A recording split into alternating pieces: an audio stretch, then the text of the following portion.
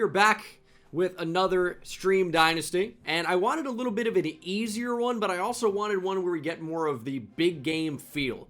And I feel like it's all well and good to start with a team in the Sun Belt and take Texas State all the way. That was a really fun dynasty. However, by the time we finally get into the big games and moving conferences, you know, the team's already really established and we maybe get a season in the big environments, right? I want to start with that. And to do that, this time around, we're going to start in the SEC. It's amazing that Vanderbilt is only an 82 overall. I don't know if they've ever updated this game, but we are not going to be choosing Vanderbilt. They're good. And that's not to say that I'm going to be choosing the best team. Mississippi State somehow an 85, and they're not great. But I'm going to choose the Tigers. We're going with Mizzou, one of the 3 Tiger teams in the SEC. They have one of the most fun running backs in college football in Ahmad Hardy. Yet, Mizzou has still not been one of the powerhouses of the SEC in their time there. Eli Drinkwitz is a cool coach, but Gene Dengus is taking over, heading to Columbia, Missouri, to turn the Tigers into a champion. So we are officially accepting the head coach job here. It hasn't been a bad team. Like, Mizzou has been good. They just have not been able to quite take that next step. And, in real life, in the SEC this year, Mizzou was, again, fine, but not especially good. Their record is 4-4 in the conference, 8-4 overall. It's just nothing especially good. But there are some players that we can feel really, really good about, such as Ahmad Hardy. He's only a sophomore. I think we're going to we're going to look to get him the ball a lot here in year 1. Now, his pro potential grade is a C+. So he's going to want to transfer probably after this year. I'm not that excited about that. So we're going to try to get the most out of Ahmad Hardy, I would say, in year 1. Caden Green is a draft-eligible player in real life. Could end up being a high pick. Although I'm surprised to see him listed at guard. I know he's played some tackle in the past. Of course, Kevin Coleman. Jalen Catalon, if you can believe it, is still in college somehow. Josiah Trotter is the son of legendary linebacker. Legendary is maybe a stretch, but very good linebacker for the Eagles, Jeremiah Trotter, and of course, brother of Jeremiah Trotter Jr. Damon Wilson is a former 5-star recruit, and he may not even be the best edge rusher on the team with Zion Young, even though Wilson's been, I think, more productive. But there are some really fun players on this team. It's certainly not a bad team, just really not yet been able to find that quarterback. Matt Zollers is a freshman with star development. So is it Zollers? He's got potential. Bo Pribula is the Penn State transfer. He's a redshirt senior. We've got 1 year of Bo Pribula. It's not especially great, but we're going to hopefully lean on the running attack and maybe develop Marquise Davis in behind Ahmad Hardy in case he transfers. It's certainly a big possibility. I'm ready to recruit. I'm ready to add some talents. As always with these Stream Dynasties, we're going to be playing the moments and then, more extended moments when the time comes. But we do have the number 2 overall player in the country, at least considering Mizzou. 10th on the board, but we typically don't get in here with a decent chance to get 5 stars early, and it may end up being a shorter series, but I don't think that's the worst thing. We've got some options in here of players that already want to be here, and will hopefully take this team up to the next level in the next couple of years. We could be a national champion early. It's a possibility.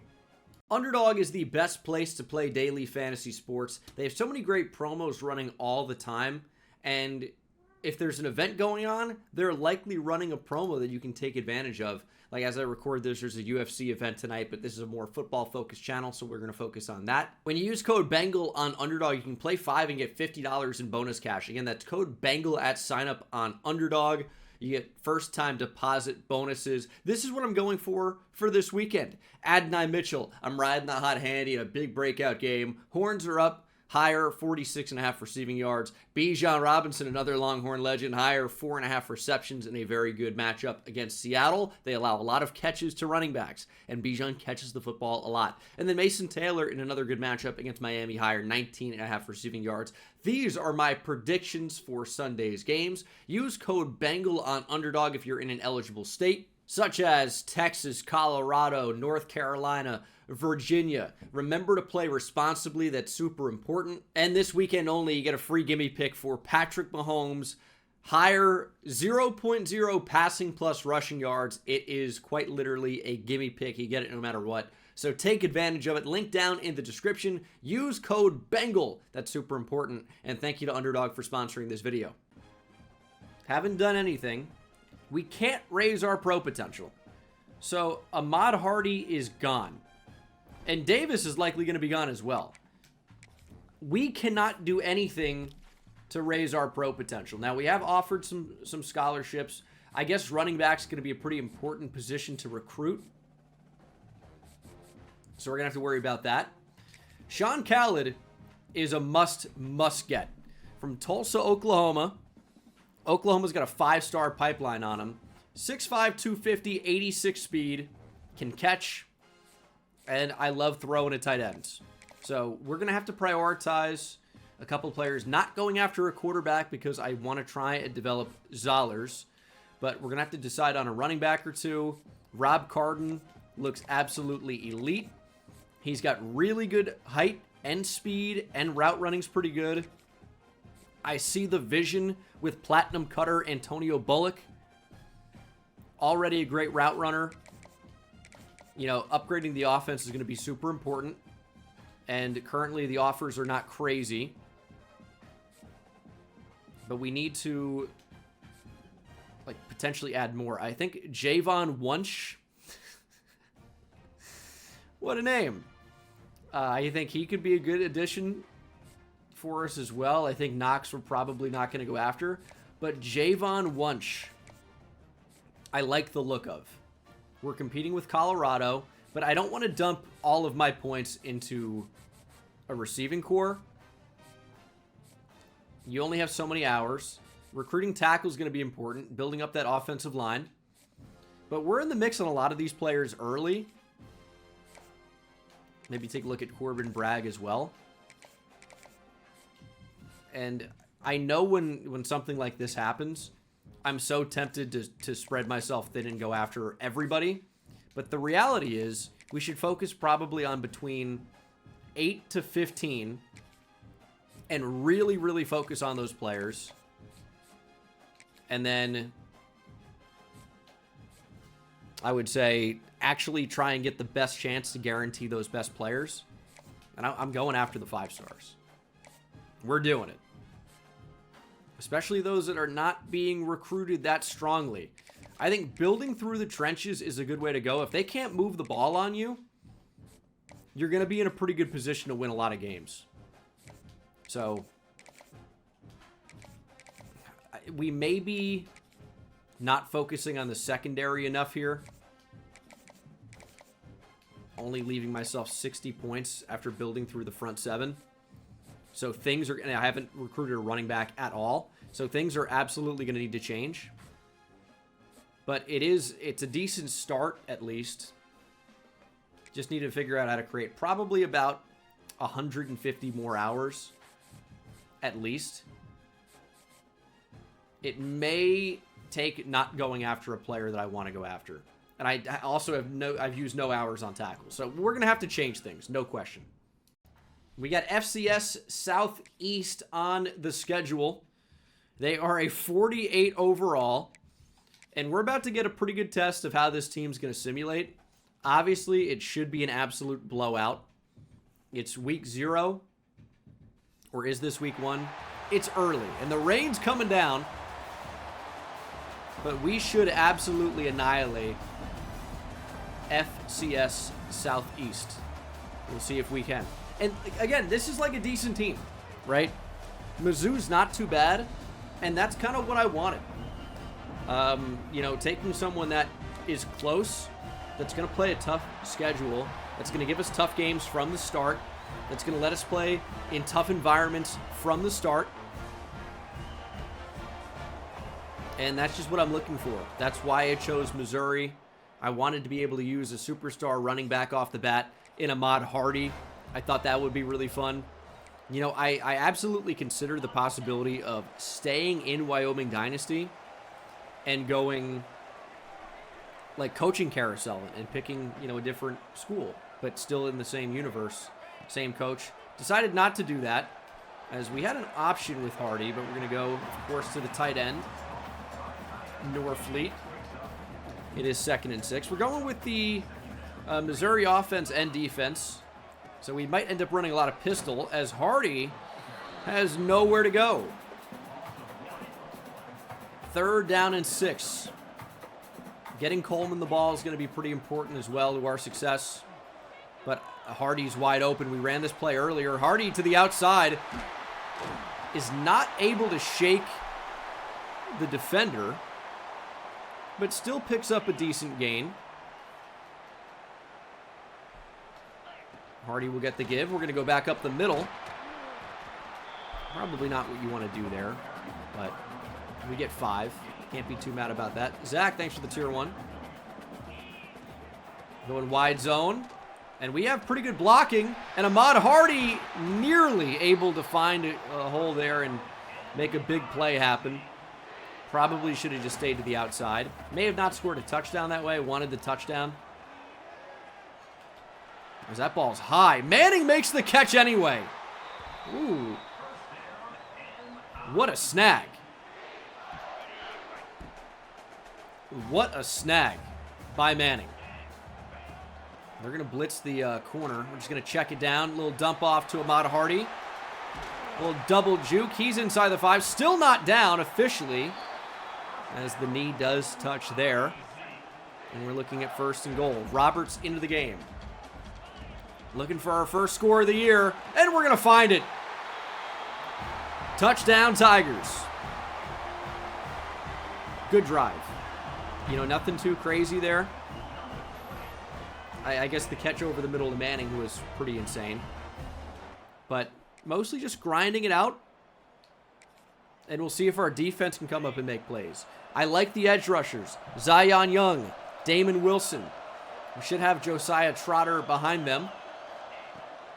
This is good. Pressure's getting in, unblocked. Sterling Webb with the sack, and that is an FCS Southeast moment. Did they make any attempt to block Webb? Didn't seem to be. Here's Ahmad Hardy. Got blockers. Hardy stiff-arming, fighting into the end zone. Down to the 1. 7 rushes for 81 yards here for Ahmad Hardy, but can't finish this off with a touchdown. But will get in on the very next play. Touchdown, Tigers. We should see a lot of Ahmad Hardy scoring this year. That's if it all goes well, Hardy's going to have 20-plus touchdowns. We're taking the shot over the top. That is underthrown. Norfleet trying to go back and get it. It'll be 4th and short. Offense will stay out there. They've got limited help over the top. I mean, we look at Coleman here. I think he's even, and if he's even, he's leaving. Touchdown, Coleman. And then he launches the football. Wearing that Luther Burden number 3. Bo Prabula put it right where it needed to be. And Kevin Coleman Jr. walks into the end zone. Protection was pretty good. Left guard kind of backed right up into Prabula, but it didn't matter. It's 21-0. And we'll see if we can make it 28-3 before the half. We're going to step up with Prabula. And there goes Bo. Bo Prabula showing the power as well as the speed. Kind of just slicing through the heart of the defense there. Bo knows. Get Bo Prabula showing off some of that running ability. We've run this play a lot already. It's going to leave Ahmad Hardy in a favorable matchup, turning up the field. Still have 3 timeouts. We're going to try to run one more play before we call that first one.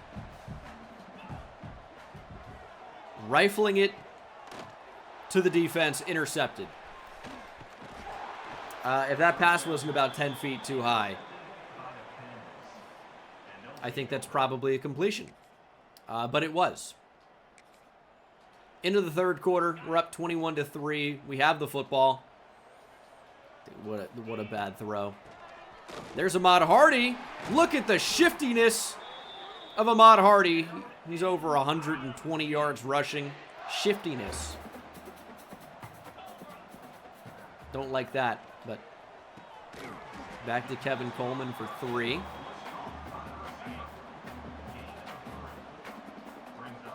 Might look to get the backups in here pretty soon. There goes Ahmad Hardy.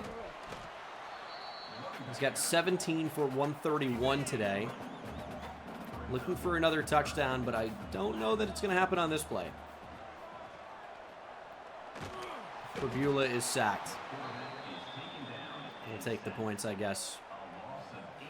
That's an unfortunate end of the drive. Kick is good at least, 24-3. I mean, this one's over, but we're not exactly going to stat pad the way you'd like to see against an FCS caliber school.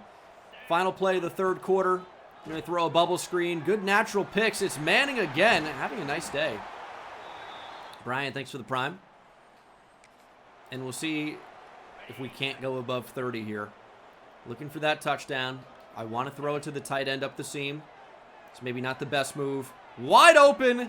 Manning continuing his nice game. Touchdown with the rain pouring down in Columbia. And that is kind of fitting for FCS Southeast here. We are absolutely raining on their parade, ending their season in the very first game. No, you know what? Obviously they came in. They knew they were going to get battered. They're getting paid to lose. That's what happens when an FCS school comes in to, play a team that's obviously much better than them. They're getting paid to lose. Deep shot down the field. Toriano Pride was there in coverage. Not going to happen. And we'll just basically put the finishing pieces on this win. It honestly has not looked tremendously pretty today. But, the result's going to be good. Tough game in the rain. We're going to win by 30 points.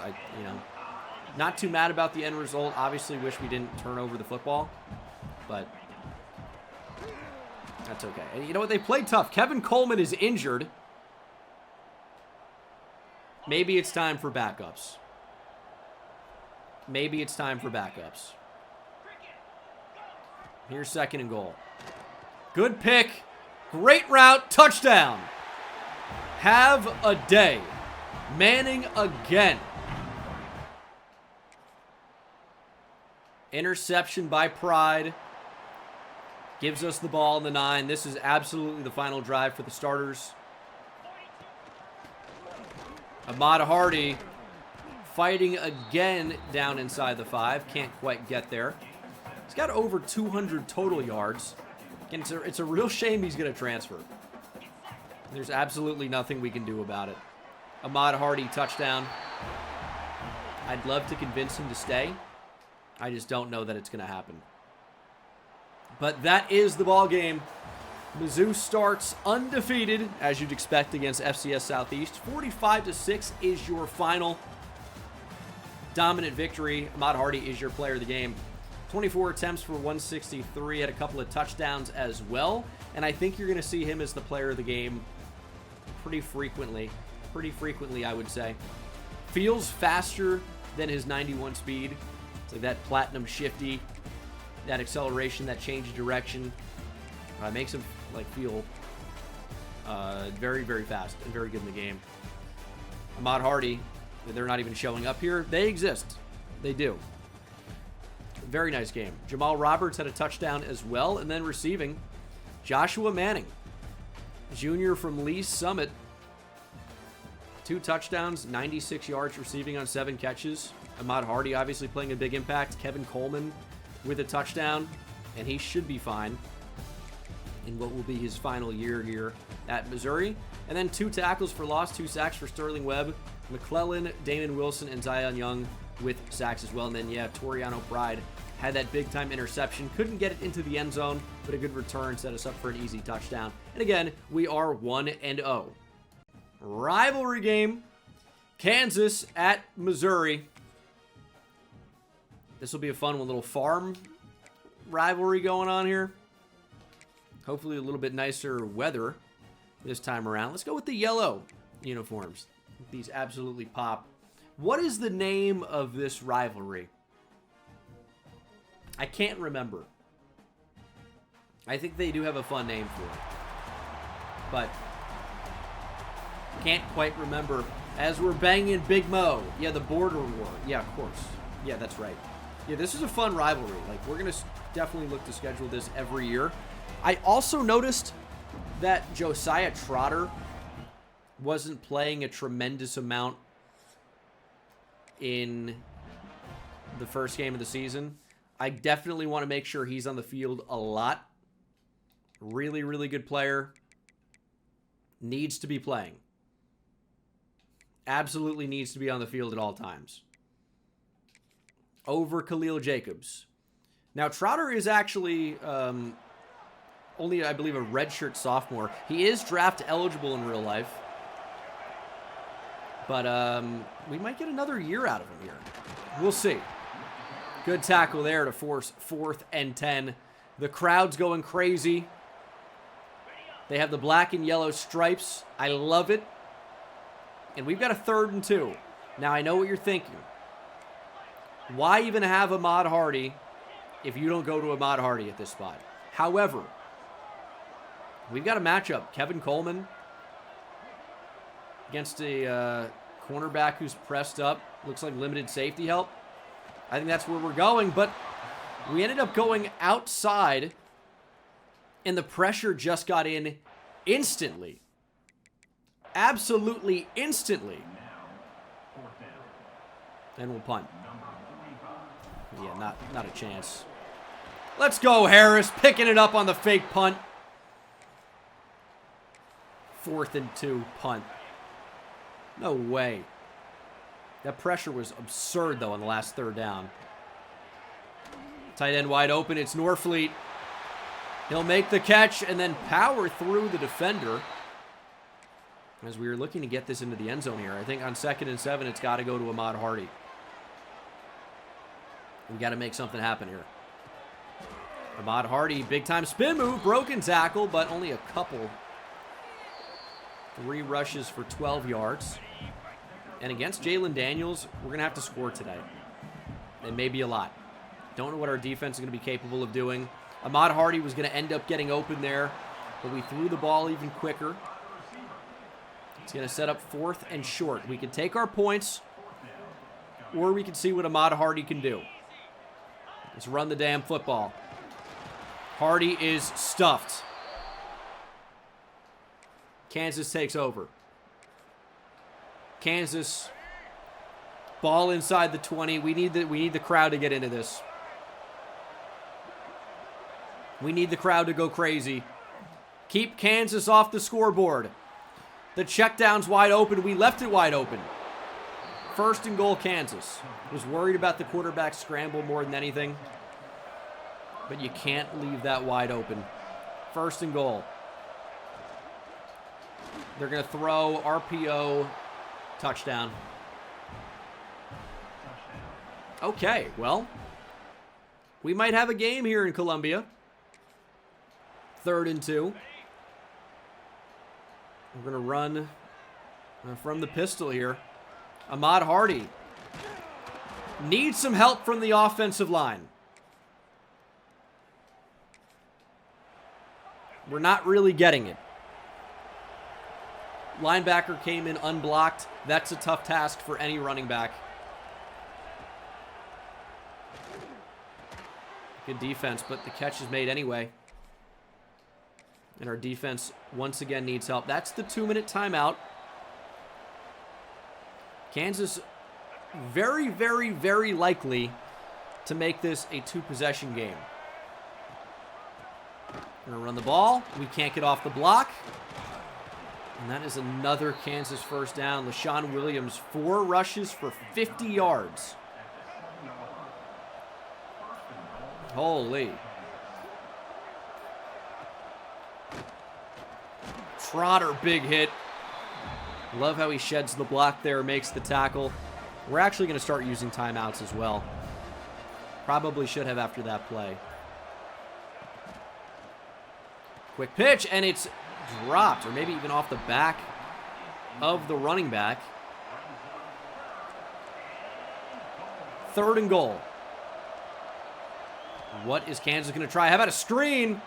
We read it. Jacobs all over it. Kansas is stuffed. Timeout. They will leave the offense on the field. We're going to go with the man look. Got to be really aware of the quarterback here, though. And it's lobbed up towards the end zone and incomplete. Good defense to keep this a 1-score game. 26 seconds, 2 timeouts. Safeties were in Narnia. They went with a 3-high look, but they're going to bring the linebacker into the box. Hardy up the middle. Ahmad Hardy takes it to the 21 with 21 to go. We can get points on the board here. We absolutely can. And no way he didn't get out of bounds. There's no way he didn't get out of bounds. No way, man. Now our odds of actually getting this are insanely low. Let's run the ball.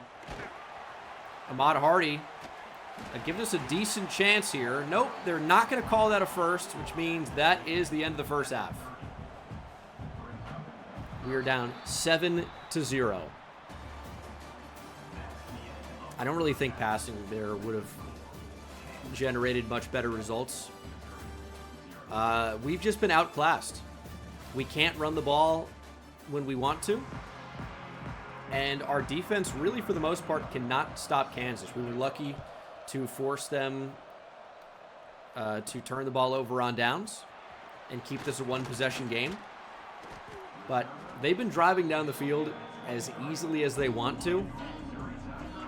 We need to figure out how to move the ball in the exact same way. There's Ahmad Hardy. I mean, they're containing him pretty well, but that's a nice game. We'll take that every time, but it's tough because you got to set up these defenders. You got to make them miss. You can't maybe consistently do that. I can't seem to get Ahmad Hardy going. And that's tough. There we go. And we can get 8 every time. We're going to be in business, but we can't get 8 every time. And this is where we've been stuffed. But, like, they're stacking the box here a little bit. They've got 4 down. They've got 3 players that are kind of in the box, and then the slot that's close, and the safety that's creeped up. We're going to try to run the ball anyway. Manning's going to come in motion. Hardy will get a very generous spot to move the chains. Okay. That was a generous spot. There's a flag that might be a hold on the edge. Also appears to be an injury.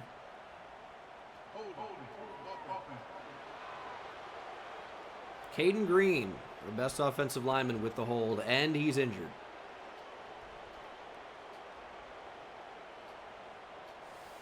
First and 20. This is where a draw, I think, can be really effective. It was not. 2nd and 22. How about a screen?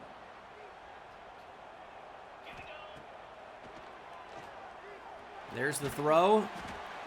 It's shut down. And there is a flag, though. Please be roughing the passer. Ooh, it was a free play. I didn't realize that. All right, 2nd and 17. Still pretty bad.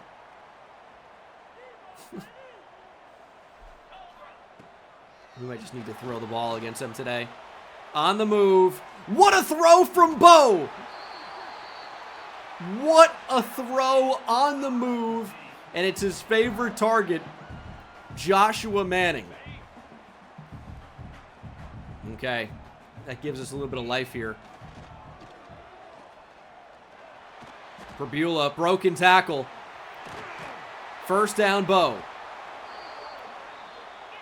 Bo is balling. Maybe we just need to trust him. Maybe we just need to trust him. Let him make some plays. Sacked. Justice Finkley, former 4-star edge, transfer from Texas.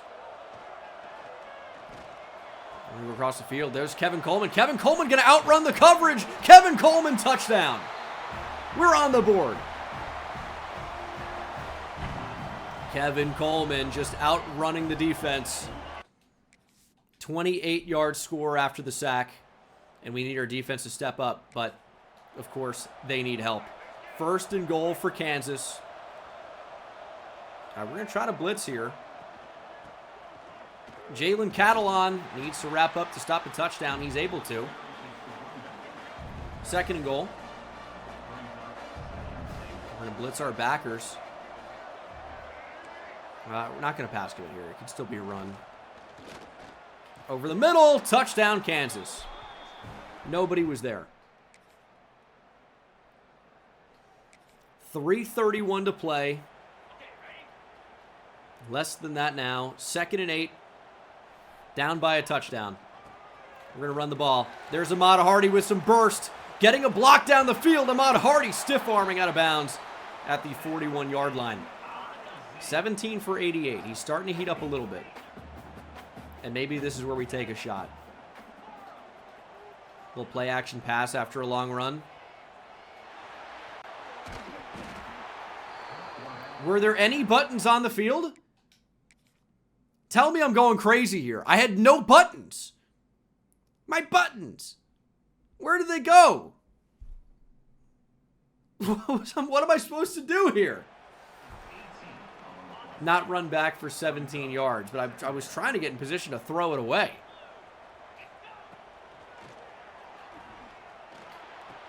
Manning makes the catch. Big gain, 3rd and 12.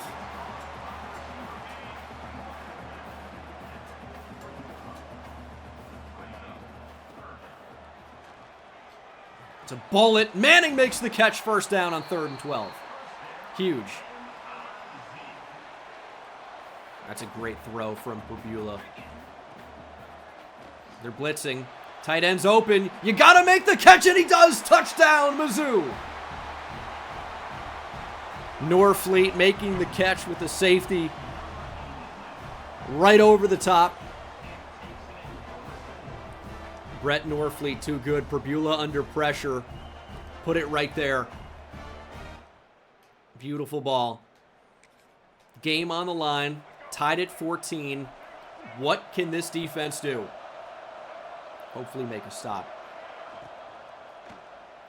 Oh, we're not reading that at all. Not at all. There's the 2-minute timeout. I think it's going to be 2nd and short. This is where we blitz the hell out of them. Catalon into the backfield. Nowhere to go for the Jayhawks. Screaming in. Making a huge tackle, 3rd and 4. Kansas will throw, and pressure! It gets there, but we can't bring Daniels to the ground. It's tipped up and nearly intercepted by Trotter. How did Jalen Daniels escape the sack there? We got to him multiple times and couldn't finish.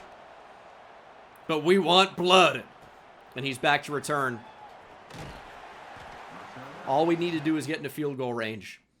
1:32 to play. We need to get to probably about the 35-yard line. There's Ahmad Hardy, one-on-one with the safety. He makes a miss. Hardy to the next level. And Hardy has basically brought us into field goal range on 1 carry. Well over 100 yards. That's what we needed.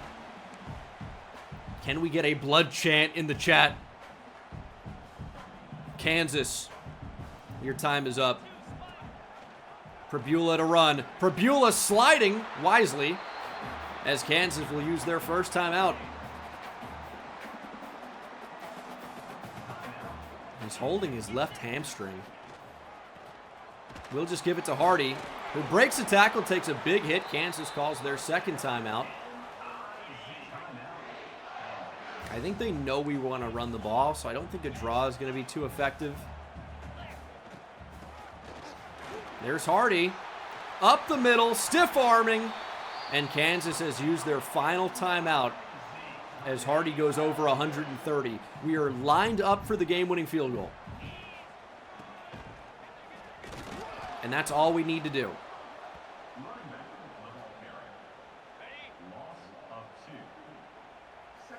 We have 3 timeouts. We're in perfect position. We'll call a timeout with 2 seconds to go. And it should be a chip shot field goal to stay undefeated and end Kansas's undefeated campaign here early. Here's the kick. No doubt about it. It is good. 2-0. A close one here. A rivalry game. And the 58th win for Mizzou in the border war. Bo Perbula is your player of the game. Had 175 yards passing, completing over 70% of his passes. 2 touchdowns. And, of course, some good runs.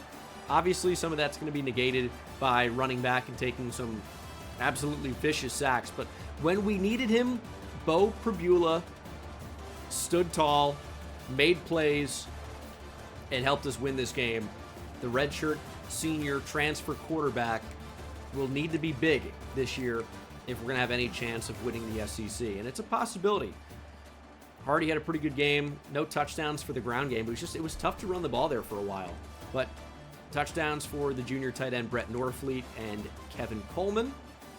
And defensively, it was tough to pressure Jalen Daniels and make plays, but 2 TFLs for Catalan, a sack for McClellan, who was injured in this game, and we could not pick off Jalen Daniels. But we do get the win. 2-0. Recruiting is going to be really important here. And this next week's going to be pretty big. We're probably going to get players into their top 5, at least a couple, which means we got to set up some visits. And we got to try and secure some of these commitments ASAP. We stopped recruiting Stachelski. Never really recruited Durant. We are inside the top 25 after just 2 games. Love to see that, but we need to start setting up some visits. That needs to happen here. Although, of the players that are available for visits, we're not really going after any of them. So it may be just another week before we can do any of that, but I want Rob Carden. It's going to be tough to get him over Oklahoma. It's going to have to be a well-timed visit. I want Antonio Bullock. I want Javon Wunsch. Those should be a little bit easier, but you never know. And then Sean Cowell would be a great upgrade at tight end. Washington's trying to make a push for Travis Baldridge. Going to have to be 50 points going forward on that probably. Arkansas wants Darren Gillikin. These are some big boy SEC recruitments. Of course, not all against SEC teams. The one thing I'm really excited about, the recruiting for edge rushers, and just defensive linemen in general. I mean, Deion Goss, I think, eventually ends up playing defensive tackle if we get him. That's all going great. So my strategy was to come in and try to build through the trenches. That's all working right now. We'll see if that changes. But it's just about, solidifying the secondary and continuing to build up that offense. And currently with the offensive line, I don't know that we're in a tremendous position, but if we can come away with, a 5-star center and a 5-star tackle, we're going to be feeling pretty good about it. We can't avoid the rain here. The Raging Cajuns coming to town. We are ranked inside the top 25. We got the Sailor Tiger helmets, and we're going to need the Sailor Tiger today. We're out in the open seas with how much rain we're getting. It's unbelievable. Except if you played the college football video games, this is not unbelievable at all. It rains all the time. Ahmad Hardy, hopefully having a big game today against Louisiana. And he's off to a nice start. Ahmad Hardy to the open field. Hardy's got decent speed. Can he outrun Gordon? He can! 75 yards to the house on the first play from scrimmage. Ahmad Hardy Showing us what he can do. We're going to miss him when he transfers because that's definitely happening. Kevin, thanks for the prime. That was a nice run, man. I mean, it didn't look like much, and then he just got free. Just enough speed. You got that Patrick Mahomes speed. Just enough to evade capture. I don't know if that sounds good. Defense needs help. Offense is struggling a little bit.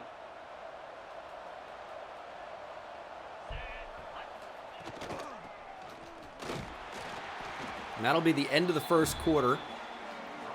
It's Bill Davis. We frequently see him hit the portal.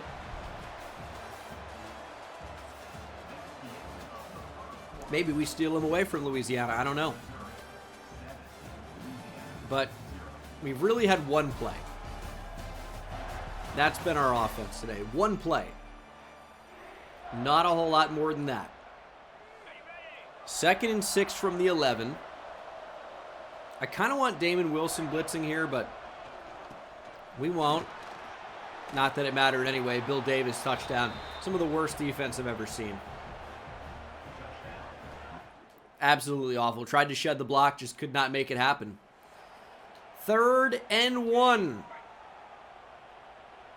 Yeah, I mean this is gonna be free. Tight end is open. It's Harris. Pick up a few yards.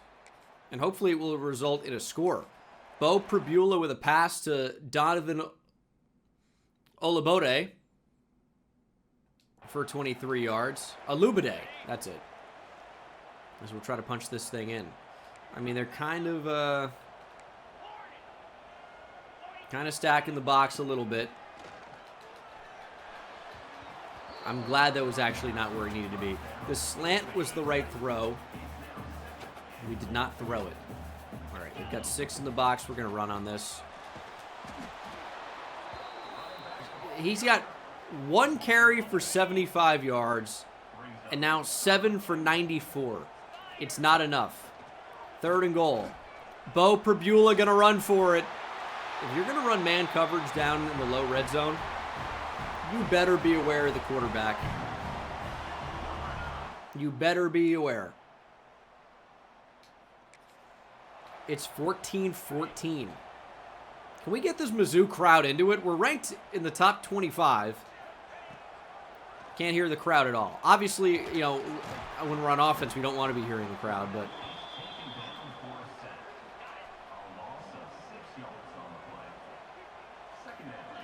Second and 15. It's a good route.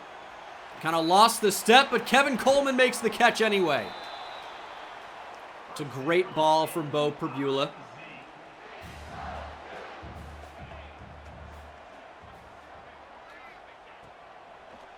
We're going to hit Olubade. He had a step, but the timing was a little bit off. And he's only a freshman, so I'm excited about his future. I mean, nice effort by Amada Hardy. I think we're going to go hurry up here. This might be a shot to the end zone. This is not the play I called. Whatever. We'll call it. Hardy will change the direction. There's a first down. 9 for 108 here in the first half. We're still saving those 3 timeouts. I don't think the clock is going to be too much of a factor if we could actually snap the ball. There's Norfleet. He'll make the catch. Lower the shoulder. Into the end zone goes Norfleet. Kind of makes sense with the Sailor Tiger helmet that Fleet would get into the end zone. It's a ship reference, I guess. We'll take the lead. Don't think Louisiana can answer. And they are driving here to start the 3rd quarter. Need to make a stop. Stop and a score. And we're going to be in a great position to win this game. Great defense as Bill Davis is dropped for a loss. Marvin Burks was there. Running back in motion. Got to be aware of him. It's going to be a little check down. Big hit. 3rd and 5. I don't mind a match coverage down here, to be honest. Oh, it's a run. Jacobs is all over it. On 3rd and 5, they decided to run the ball. Nothing doing for the Ragin' Cajuns. And they'll try a field goal. It's nearly blocked by Trotter. He snuck in there. Just couldn't make the play. 21-17. We are knocking on the door. We really could use a touchdown here. Get it out. Bo Prabula finds Manning. He's had a really nice start to the season for us. 4 for 58 today. They've got a corner lining up offside. He gets back onside. Ahmad Hardy trying to find the end zone. We'll get down to the 1. He's got 11 for 120. And if we can just get this to the outside, we might be able to run by the strength of the defense here. But it did not happen. We need more of a push up front. We need more of a push. Because, I mean, well, maybe the team's going to change a lot. If Ahmad Hardy leaves, are we going to be as run heavy? If Zollers can develop, maybe we're going to pass the ball a lot. We're going to try Olubade. Wide receiver screen down here. Could be the call. And it is! It's bold in this spot. This, far up the field. Not a whole lot of room. But the blocking worked out great. We got the touchdown. It's Donovan Olubade, the true freshman standout receiver. Hoping he'll have a bright future for us. Mike, thanks for the prime. 4.5 to play. Got a decent lead. But this game is not yet decided. That'll help. Nate Johnson on the sack. Turnover on downs. But we can't capitalize on offense. It's another 4th down. 4th and 9. Play at the sticks. They're going to check down. That's not a good idea. Good tackle. Walker Howard's just got to be able to know the situation there. And know that, hey, a check down, probably not the best idea. Going to go with a draw. Ahmad Hardy will cause Louisiana to burn their final timeout. They can stop the clock just one more time. Hardy's wrapped down from behind, and there's an injury timeout that somehow does not hurt ULL. They can actually stop the clock again with the 2-minute timeout. We're going to try to get a little fancy here. Stay in bounds. Let that time keep going. Down to the 2-minute warning, or 2-minute timeout. And it's 3rd and 3. We can take the clock down. 40 seconds, obviously. Or maybe a bit more with the play time. But if we do get the first down without scoring a touchdown, we can end the game. So there is a path to that. Here's 3rd and 3. Pitch to Hardy. Juke back inside. Hardy into the end zone. Touchdown. That's the dagger. Great effort from the Ragin' Cajuns, but it was not enough in the end. And then an interception by Dre Norwood gives us the ball right back. Ball on the 14. One final kneel down will do it. The Tigers stay undefeated. We have not played our best football, but we are up, and we stay undefeated. That's all we can do. Just beat the team in front of us, and that's what we did again today. Prabula, 18 for 29, 209, and 2 touchdowns. Rushing, Ahmad Hardy, 18 for 138 and a couple of scores. Prabula scrambled in as well. Receiving, touchdowns for Olubade and Brett Norfleet. Joshua Manning led the team in receiving yards. And then defensively, a couple TFLs for McClellan, who was injured again, and Damon Wilson. Both were sacks. And a sack for Nate Johnson. Pick, of course, for Dre Norwood. Why do I feel like there was another one in there as well? Maybe not. I guess certainly not. 35-17, good game. And now the visit weeks are going to be important. That's going to start coming up. This could be a game. Number 23, South Carolina, in a rivalry game. We're up to number 20. South Carolina is going to have Lenore Sellers. They're going to have Brandon Cisse. They're going to have Nick Harbor. That's scary. That's scary to think about. Now, we do have a number of players who have jumped into their top 5. 5-star speedster receiver from Tulsa, Rob Carden, is one of them. We need a visit. UMass is really the only time. It's got to be UMass in week 5. Will this last to the Alabama game in week 7? I don't think so. I think it's probably over before that. And we get the Battle of Columbia's here. The Gamecocks from South Carolina, Columbia, South Carolina, the capital, coming to Columbia, Missouri to see if they can't beat our Missouri Tigers. And there are multiple options here. I hate when there are multiple options. Hate. Could be championship contender or proximity to home. We don't know. We'll soft sell both. And when we're scheduling this visit, we might have to try and have playtime be the thing. It's only got B playtime. Is Antonio Bullock that much better of a player? I don't know. Big game. Both 84 overall. I just think that regardless of how good this team is in real life, I think they're going to be a really big problem to play in the game. Because I think Lenore Sellers is so unbelievable. Nick Harbor is so fast. Dylan Stewart, I think, is a monster edge rusher.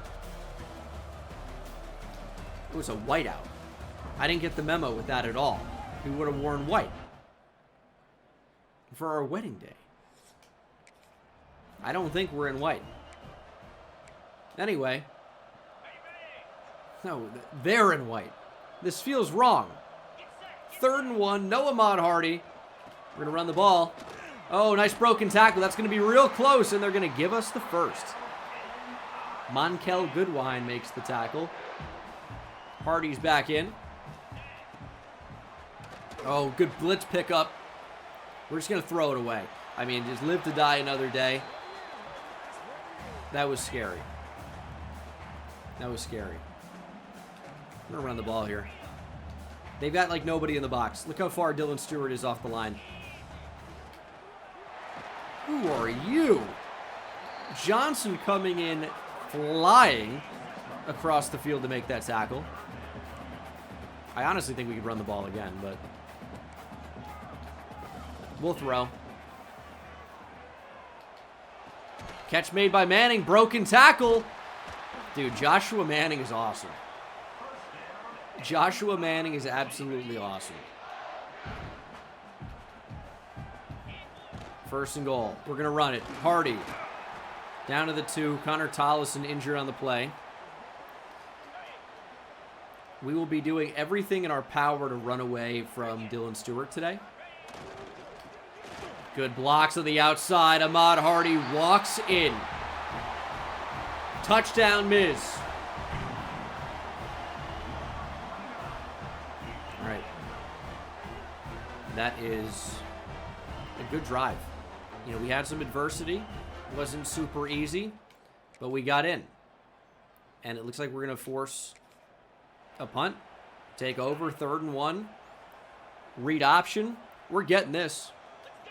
We're picking this up. There's Ahmad Hardy with enough of a burst to secure the 1st down.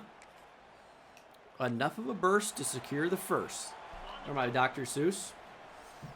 Not unless we have an easy read later. It's a possibility. Wide open on the crosser. Who but Joshua Manning?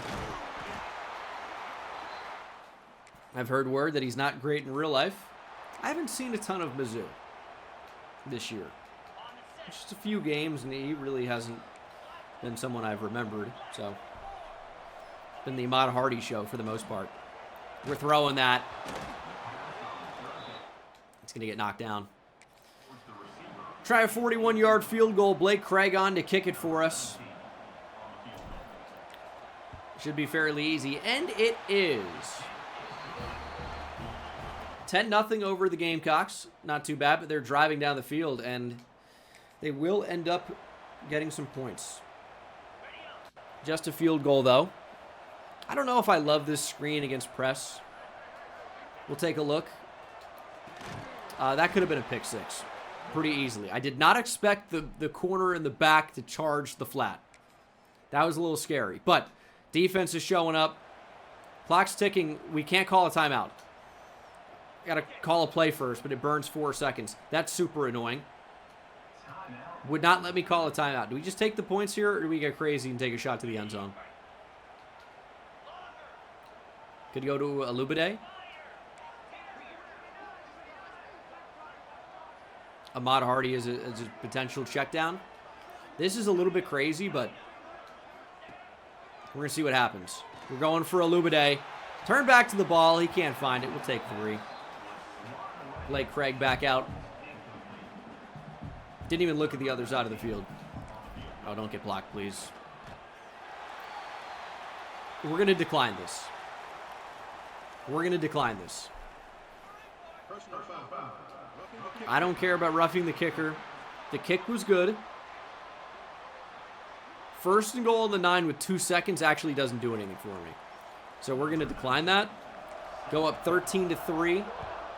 South Carolina will obviously not be able to score here before the end of the first half. Just no time. Thank you. And we'll see if we can control them in the second half. We've done a really good job. 35-yard rush by Ahmad Hardy gets us down here. Joshua Manning deserves a touchdown. Jerem, thanks so much for the sub. Joshua Manning, touchdown. Why is he so good? What makes him so good? They wondered it about the pinball wizard. Who? And they wonder that about Joshua Manning. Now, that's definitely a reference many of you will not get, and I'm comfortable with that. 20-3. We are stomping the Cocks. Stepping up with Bo Perbula. We don't slide. Perbula jukes and fumbles into the end zone. South Carolina recovers.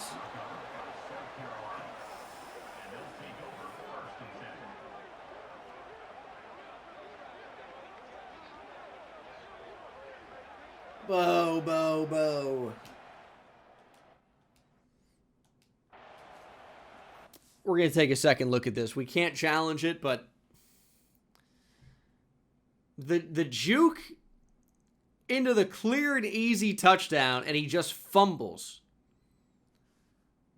The effort from Dylan Stewart is incredible.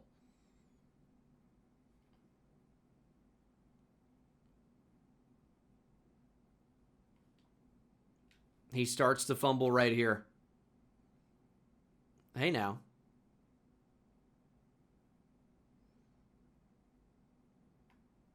That looks like that could be a touchdown, buddy. Right on the line.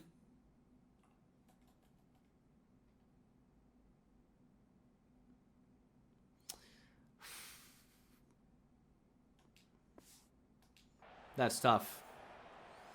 I think the ball was just coming free. But our defense has been spectacular against the Gamecocks in sim here.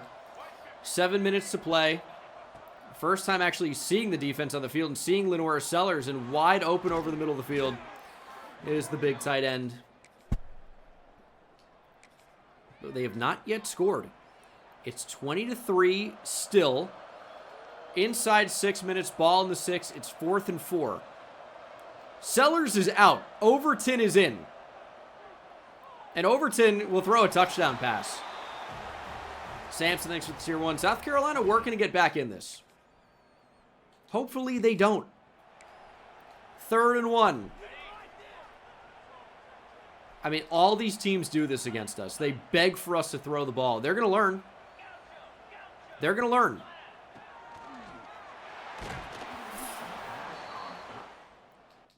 Offense stays out there.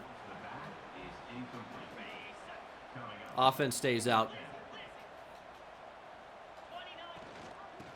Hardy to get the give. Ahmad Hardy with a spin move. First down on 4th down. He's got 20 for 145. Good run.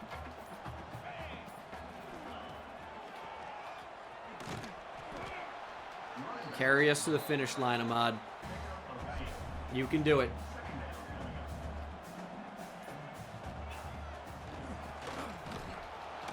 All right. Stuff there, and South Carolina's going to call timeouts. It's Gabriel Brownlow Dindy. 3rd and 10. Definitely want to keep the clock moving. We're going to go to Manning. South Carolina calls another timeout. So it's a 2-possession game right now, right? It would still be a 2-possession game if we kick a field goal. I'm going to leave the offense out there. Show us what you can do. Norfleet with a step. Norfleet makes the catch. And that could be the dagger for South Carolina. Sometimes you got to be aggressive. We were this time. Gamecocks out of timeouts. That'll take us down to the 2-minute timeout. Hardy loses a couple. It was Monkel Goodwine again.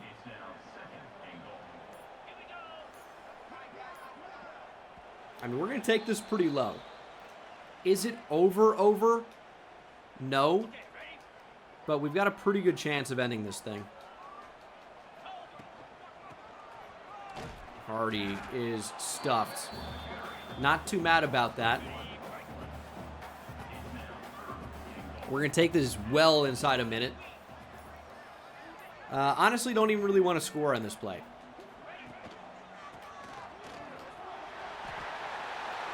Hardy gets in anyway.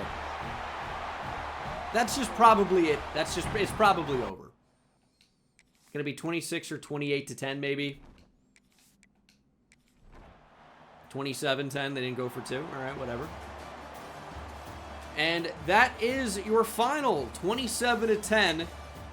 Battle for the Mayor's Cup goes to the Tigers. Hardy goes for 150 on 25 attempts, scored a couple of touchdowns again. And South Carolina just couldn't get it going offensively. Sellers was hurt in this one, but he really didn't do a whole lot. On the ground, Ahmad Hardy, 6 per carry. Just carried us, really. Receiving, 47 yards and a touchdown for Manning. 56 yards for Brett Norfleet. Alubade didn't do a whole lot this game. And then defensively, these guys played a good game. 2 TFLs for Burks and Wilson. Sack for Zion Young. No picks in this one. We just did a good job of forcing South Carolina short of the sticks each time. Forcing punts. And that is our first conference win of the year. It may be slight copium, but I think the Rob Carden commitment is still open. His recruitment could still end up ending with a commitment to us. Oklahoma's got a big pipeline advantage. They have a week 6 visit, but that's a bye week. There's no game bonus.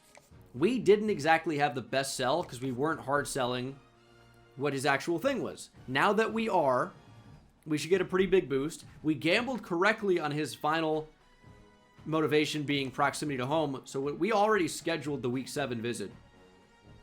And we blocked them from scheduling the Texas game. So this is same tier opponent. Number 15 Bama against number 17 Mizzou. Could change. That'll be big. We could take the lead. We could force a recruiting battle. I don't know. Baldridge, we don't have a visit going on yet. He just got into his top 5. It's shocking that Oregon has not even offered a 5-star tackle from Eugene. That's nuts. Darren Gillikin is also on a week 7. George is making a push. I don't hate where we are with this one. And then Bart Moan, week 7 is really going to be the ideal time for him. So we've got to figure out a way to make 10 hours in order to get him on campus, which we will. It's not going to be completely impossible. You just got to be careful about who you take points off of, because other teams, you give them the opportunity to go after them. And I don't really like that. So maybe Nathan Siegler, because we're doing so well in the D-line. And I think Goss is going to end up playing defensive tackle anyway. Kind of counting our chickens before they hatch a little bit by assuming we're going to get some of these commitments before they actually are committed. That's a little bit scary. But I feel good about Moan. Bart Moan could be moaning in Columbia very soon. Can we get some moans in the chat? We got UMass. No visits today. It is just UMass. Hold on. Let's just confirm. They have already won as many games this year as they have in each of the last 2 seasons combined, or maybe even more. UMass, if you didn't know, went 0-12 in real life this year. And I think they won 1 game the year before. I think that's what happened. Anyway, if UMass even poses a slight threat, I'm going to be upset today. We're a top 20 team in the nation. Ahmad Hardy's putting up 150 yards on everybody. It's a Hardy party all the time. Surely UMass will be no different, but you never know. Play the games for a reason, and when you run into your own offensive lineman, it's actually kind of tough to be effective on the ground. But they got an interesting looking defense. To me, I simply cannot fathom how a 3-man front can stop an SEC offensive line. Like, why is 70 missing him? Is that Caden Green? Yeah, of course it is, by the way. Our best offensive lineman has no idea how to make contact with the most obvious player to hit. Like, are you kidding me?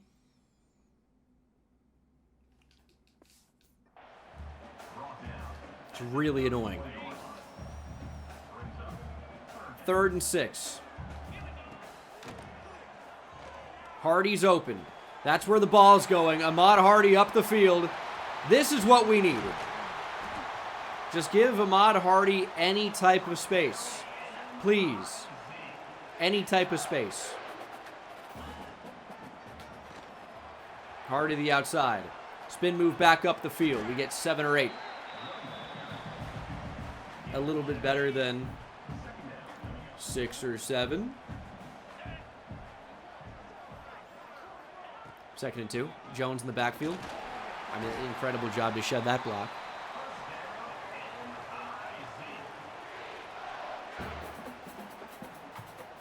Here's 1st and 10. I like Norfleet. Just didn't throw the ball. Is what happened there. And now we're moving in the wrong direction. 2nd and 16. We're going to throw it up to Olubade. I just don't get why every single throw down the field ends up being a contested catch. He's by him. He's by. Throwing it up to Ahmad Hardy. That's not where I wanted it. He never even found the ball.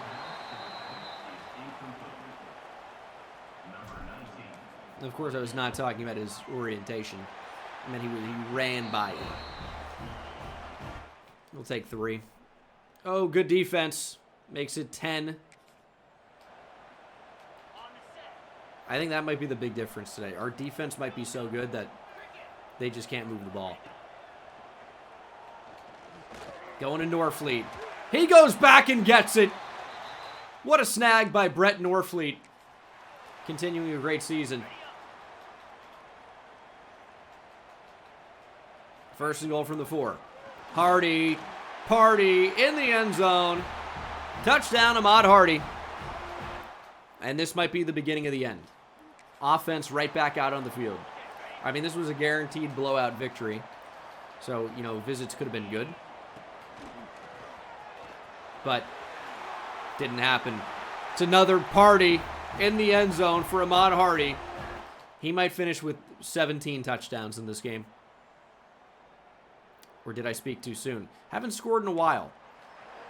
It's 24-3. We're going to try to drill from 55. This is a good test for our kicker in a complete blowout game. Does he have the range from 55? He does. It's good. UMass going for it on 4th down. They've had very limited offensive success today. And that will continue. Zion Young got to him.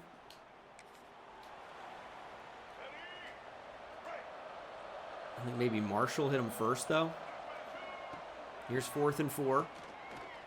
And Marshall gets to him again, forces the fumble, and will take over. Moments at this point are not going to matter a whole lot. Here's 3rd and 5. Ooh. Kind of an insane pass, but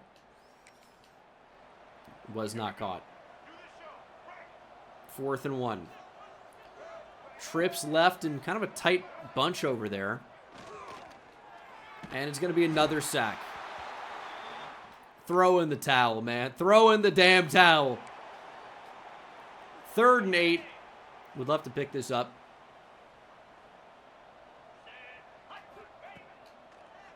There's Norfleet. He'll make the catch. And that will end the game. Surely. Thank you. 30-3 is your final. Only 6 points in the second half for us. I think we just took our foot off the gas pedal, but that's fine. 9 for 14 for 149 for Bo Pribula. 3 touchdowns for Ahmad Hardy, goes for 137. Only 5 per carry against UMass. A little bit lower than what we were expecting. He did have 70 yards receiving, though, which led the team.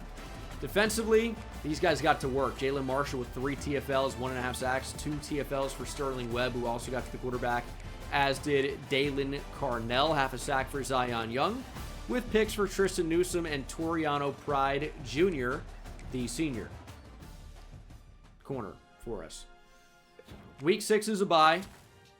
Of course, we're going to, touch recruiting prior to just straight simulating the Week 7, which will be the game of the year for us.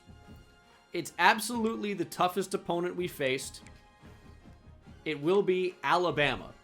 They have lost already this year, but I'm eager to see whether Alabama is going to stay ranked ahead of us or if there's going to be some type of a shift prior to this game, because we are 5-0. We are locked out on a couple players we have not yet started to recruit. We are top 15, as Hardy was your SEC Offensive Player of the Week. Must have been a slow week, to be honest. Week 6.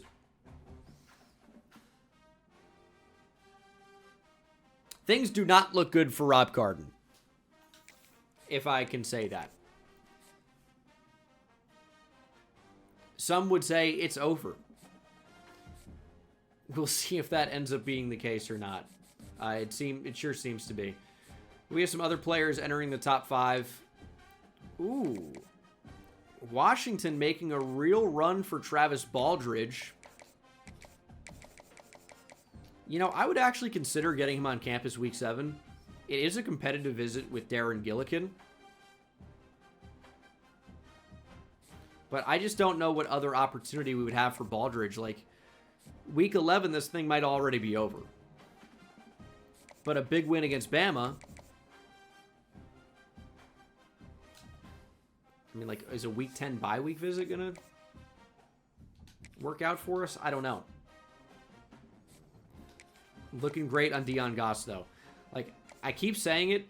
Our defensive line recruiting looks incredible, as we're going to get Goss on campus as well. It looks absolutely incredible. Our D-line next year is going to be ridiculous. At least with, the potential. but it's everything else I'm not as sure about. So Rob Carden did indeed commit to Oklahoma. It was a strong possibility, but I think he was so good that we had to stay in just on the off chance that he didn't. But, of course, he is headed to Oklahoma. He looked really good. 5-star receiver, 94 speed, can catch. But he will not be catching for us. There is a silver lining to this. It's freed up a lot of hours. So we got to look at the bright side, I guess. Here's the deal. Recruiting class is completely cooked. I mean, not completely, but it's costing many hours to get visits, and you need visits to secure commitments for the most part. And we just can't really do that. And there are a lot of players I want. A lot of players I want. And, like, look at this. Notre Dame, dude. Back off. They're not backing off. So, I mean, what would be wise is to probably let one of these guys go and focus on the guys we can actually get. But, of course, like always, I want everybody. We're trying. Visiting this week, well, Rob Carden's dumbass. Me and all my homies hate Rob. Visiting this week, we have Darren Gillikin, 4-star tackle from Memphis. Dion Goss, 5-star athlete defensive lineman from Hayward, California. He'll be getting a complimentary visit with Bart Moan, number 1 D tackle, number 1 player in the state of Texas, number 2 player overall. If we win this game against Alabama, who's got him next week on campus, by the way, you might be hearing moans in Columbia.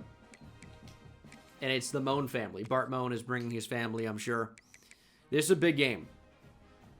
This is an absolutely gigantic game. We'll go triple mismatch. We'll see what that looks like. But Alabama's going to be tough. This is a tough game. Krieger, thanks for the tier 1. Nobody said it would be easy. These are the games you have to win if you want to be a national champion. I'm not sure if we're going to be a national champion this year, right? We got a yellow out here at the stadium.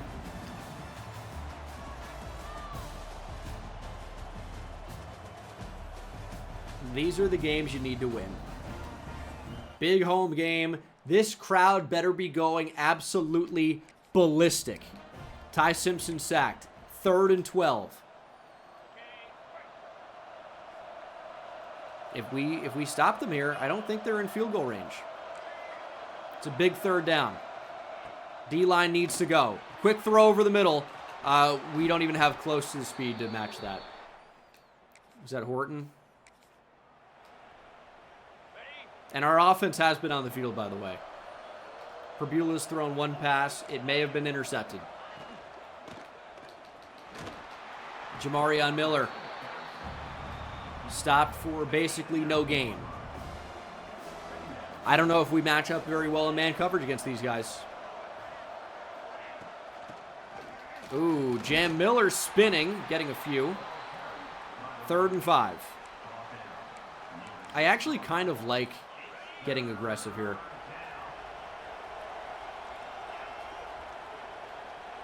Heat him up. Read option, Ty Simpson, touchdown.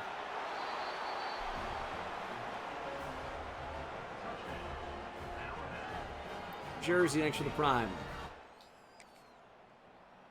We are driving. Touchdown, Mizzou. It's 7 apiece. And we have the football. Scoring and simulation may be the difference in this game. 3rd down. We're going to run the ball. Ahmad Hardy not going to get there. Offense stays on the field. That's why you run the ball in that spot. To run it again. And we're going to try it. Ahmad Hardy to the outside. You got to do something crazy here. He can't. We're stuffed. Man.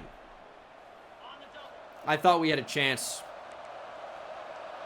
Maybe should have taken the points.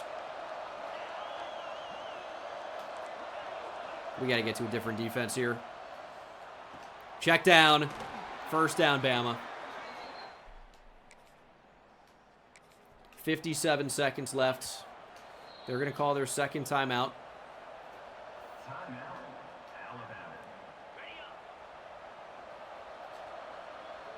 Let's bring Burks in here.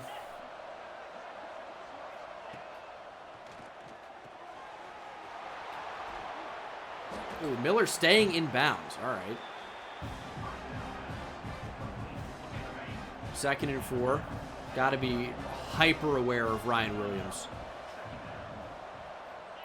We really got to know where Ryan Williams is at all time. He's right there. Bang! Big hit. 3rd and 2. We're going to play the flat here. It's a pitch left. Rodriguez getting over to it. He'll make the tackle. Bama's stuffed. And this is going to be a kick.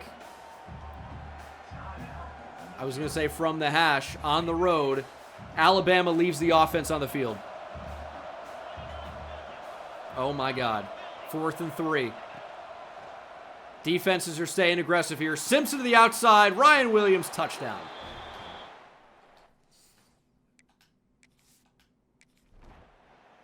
$14-7.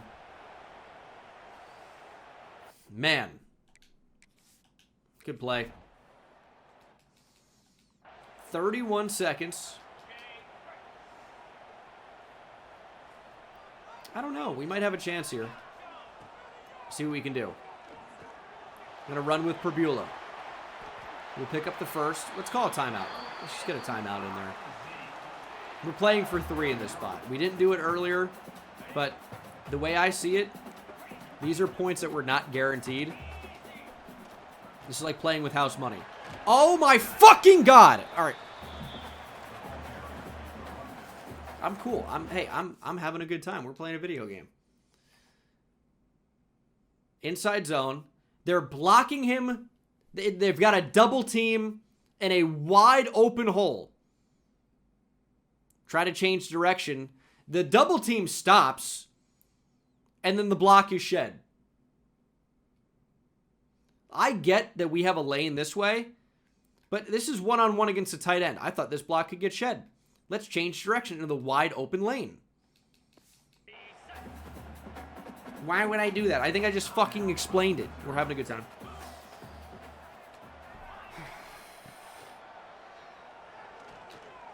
Going for Norfleet. It's a great ball. He makes the catch. First down, Mizzou. I think he got out of bounds, but we're in a field goal range. Shot over the top. Perbula had it hang up just a little bit too long.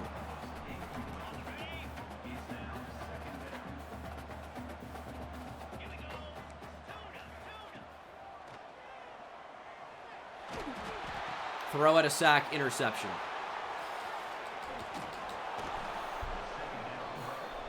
When it counts, but that's a big 3rd down conversion.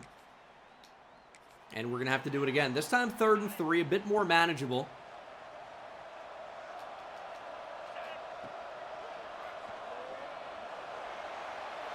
Bo Perbula giving a photographer a chance to go home with a football. If you go for it on 4th and 3 early in the game, you're prepared to go for it on 4th and 3 in this spot. Hardy makes the catch, first down. And if you think you can convert on 50% of 4th and shorts, 4th and 3s, you go for it in that spot. Have to. Hardy wrapped up from behind. He's got 13 for 42 today. We need more. We need more. I think we're going to find it on this run. Good blocks. Ahmad Hardy, touchdown. Let's go. Let's go. Oh, we got the ball back. Let's go. 1st and goal from the 6.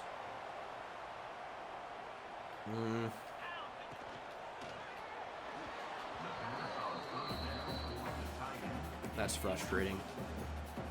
The screens get really scary when they're pressed up like that. Maybe best to avoid. Here's 2nd and goal. Up the middle, Ahmad Hardy. Touchdown. We take the lead. Let's go. 21-14. It's a Hardy party in the end zone. We got the ball again. Ty Simpson intercepted by Stephen Hall.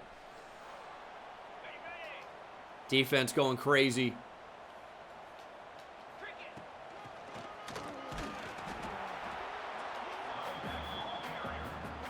Maybe trying to make too much happen on the ground.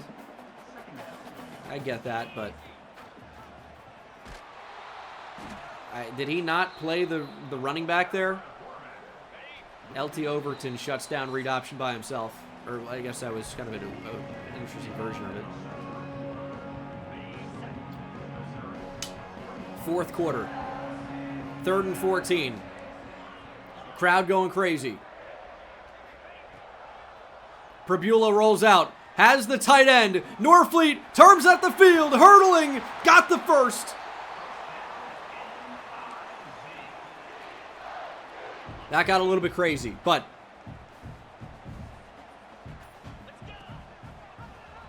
we're going to pitch. Ahmad Hardy. Diving!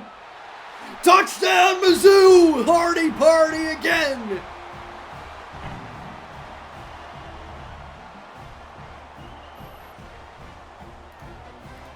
Let's go.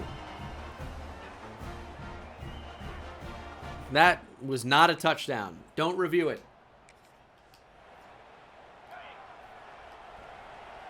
4th and 10. Alabama trying to stay in the game. It's going to be intercepted again. Ty Simpson, what are you doing? Brutal interception. And it's 3rd and 7.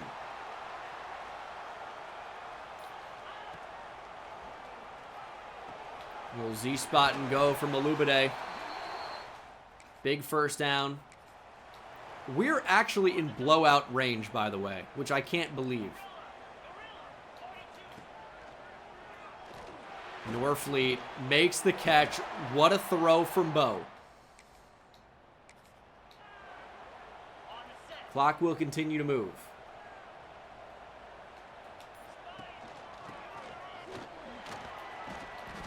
Just couldn't get around that block. Hardy likely going to end shy of 100 yards rushing today, but I'm definitely cool with that. There's a read option from Bo Prabula. Timeout Alabama, but a first down.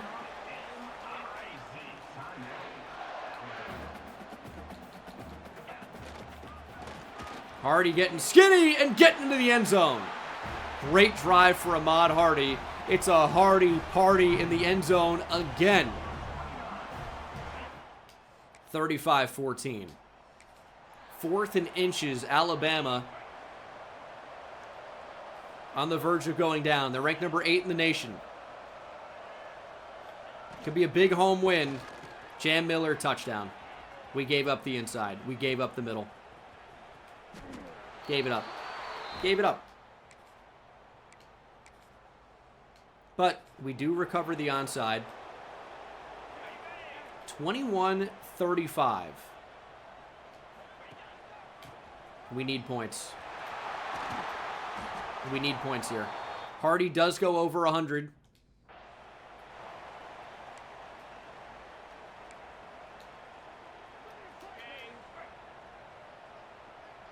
We got to get the blowout win for recruiting. Needs to happen. Prabula up the middle. Diving. Another Ahmad Hardy touchdown would be crazy. Alabama should want to give it up to get another chance here. Listen, I know it's rude, but this is more than just about Alabama right now. Ahmad Hardy stuffed. 1 second on the clock, or 1 second. We're on the 1 yard line. Excuse me. Hardy is in. More partying in the end zone for Ahmad Hardy. We secure the blowout victory. That will matter a lot for recruiting when we're in some really tough recruiting races against a big-time top 10 Alabama team. 42-21. Hardy is your player of the game, because of course he is. Fabula, honestly, might be my pick, though. 17 for 26 for 290. Did throw a bad interception, but it was a throw out of sack pick at the end of the half, whatever. Ooh, actually, Ahmad Hardy did have 5 touchdowns. Tenacious G, thanks for the prime. Maybe Ahmad Hardy is a decent choice for player of the game. Okay, I'll give you that. Norfleet, 5 for 95. Touchdown for Kevin Coleman. Defensively, TFLs for Rodriguez, Graciel, and Zion Young. Sack for, it can't be Graciel, but whatever. Hall and Newsom with picks. The defense was the difference in the game. Our first commit of the series, Darren Gillikin, 4-star tackle from Memphis, is a Tiger. He is the only one currently, but it looks great for Dion Goss as we approach coach level 10. That was a huge win, by the way. Cannot be overstated. 5 touchdowns for Ahmad Hardy is what they don't show you, but he is your National Offensive Player of the Week as we catapult into the top 10. 6-0. And we're in a tough spot for Baldridge with F playstyle. We're in a tough spot, but we did just secure at least a 4-star tackle. Dion Goss is very close. Bart Moan is very close, but I fear that Alabama could force a recruiting battle. That is a real possibility. But Goss is as good as guaranteed to be committed, I would say. Baldridge is a maybe. And we have a lot more players that will need visits. We just don't have the weeks. You're going to see here. Week 10 bye, week 11, week 12. That's it. That's it. So, not a whole lot of opportunity. I think the class will end up being quite good, but I'm not sure just how good it will be. The center is going to come in week 10 because he'll get a complimentary with Travis Baldridge, who could absolutely end up still committing to us. It's not impossible. It's a big game. It's a night game, I think. Sure looks like nighttime. In Auburn, Alabama. They are 3-3. Not that worried about Auburn, but people, I think, really underestimate what SEC teams are capable of, because the talent in the SEC is better than every other conference, top to bottom. It just is. That's not to say that Ohio State or Oregon is not significantly better from a roster construction standpoint than a Mississippi State, but like Mississippi State, as bad as they are still capable of competing with the top schools in a way that a lot of other top schools can't. Anyway, Auburn in real life cannot throw the football. We'll see if that's a trend here today as Ashton Daniels completes for 35. We're going to have to watch out for Cam Coleman, who is a monster player. Eric Singleton, pretty good as well. And there is Cam Coleman right on cue with a drop. Oh boy. Cam Coleman is probably going to transfer from Auburn and be a top 10 pick. Cam Coleman is ridiculous. 3rd and 14. Defense is clutching up. We're going to go with a cover 3 look. I think that's pretty good defense. And a really bad throw from Ashton Daniels leads to an Auburn field goal try. But we got to remember, we're on the road. Just because Auburn's 3-3 doesn't mean that we're just going to win this game. And I'll tell you another thing is, you leaping at the kicker is not helping. Are you kidding me?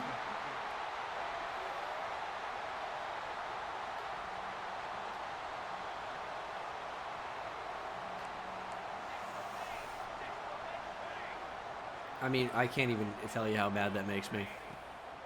Because I know how hard it is to get stopped sometimes. I know how hard it is in this game to get a stop. It's really hard. So when you do get one, you hold them to 3. That's a win.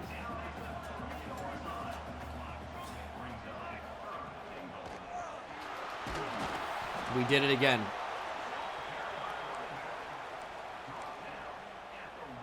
There will be no attempt to block this one. 4th and goal from the 1. Kick is good. See what our offense can do. It looked like we were driving, and then we came away with nothing.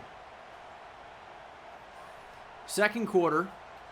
I'd love for Damon Wilson to show up at some point. That would be nice. That's decent coverage.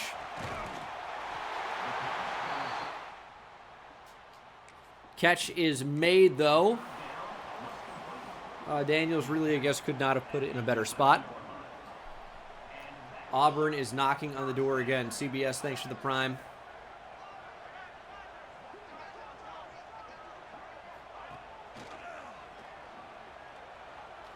Daniels with absolutely all day. Somehow is not sacked. He'll throw it away.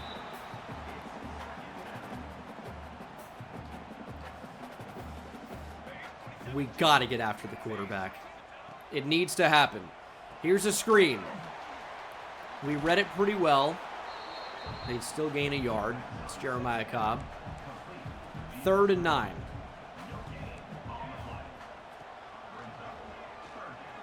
He's going to run. Or he's going to throw back across his body. Tackle's made. All right. I'm worried about them just sprinting into the kicker.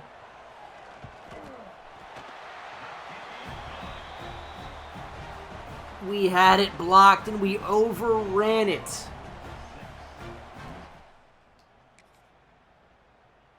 And it looked like we might have been intercepted there. 53 seconds. We do have the ball back. Down by 6. Gonna call a screen. Like, I just do not, for the life of me, understand how a tackle's made there.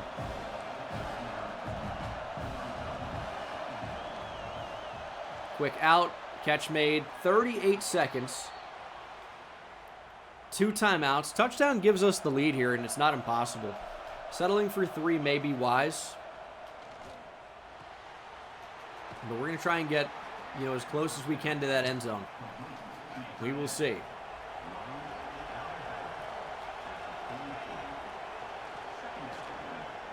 It's a lot of Brett Norfleet. Another catch. If they're going to leave the flat open, that's where the ball is going.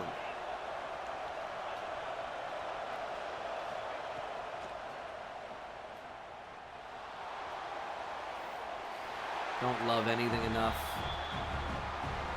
We can still go over the middle of the field. We have 2 timeouts. Clock obviously stops momentarily on 1st downs. Berbula going to try and get one. And we're gonna get a timeout here. What a scramble from Bo. He's just fast enough. 14-yard line. This is shot to the end zone territory. Like, we are here.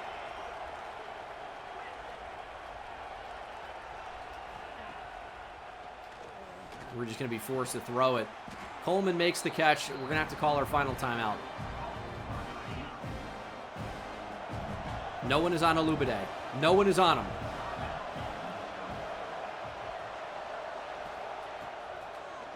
Throwing to the end zone. Touchdown! What a drive. And we're going to take the lead on Auburn to end the first half. Olubade wide open. It was not pretty, but it worked. And we'll look to extend our lead here in the 3rd quarter. A lot of wind, but that actually really doesn't matter in this game. Just don't act like the wind doesn't exist. B. Murph, thanks for the tier 1. Mike with the tier 1. And it's a weird score line of 10-6. Not that weird, I guess, but it's going to still be 10-6. 4 minutes to play. 2nd and 5. Probably could look to take more time off the clock. Ahmad Hardy, -5 speed right now. He's out of the game. 3rd and 4. It's a big play. Norfleet is wide open. So yeah, Scott Norwood. 2 picks in this game for Bo Perbula, but it hasn't mattered much. Auburn has not taken advantage of our mistakes.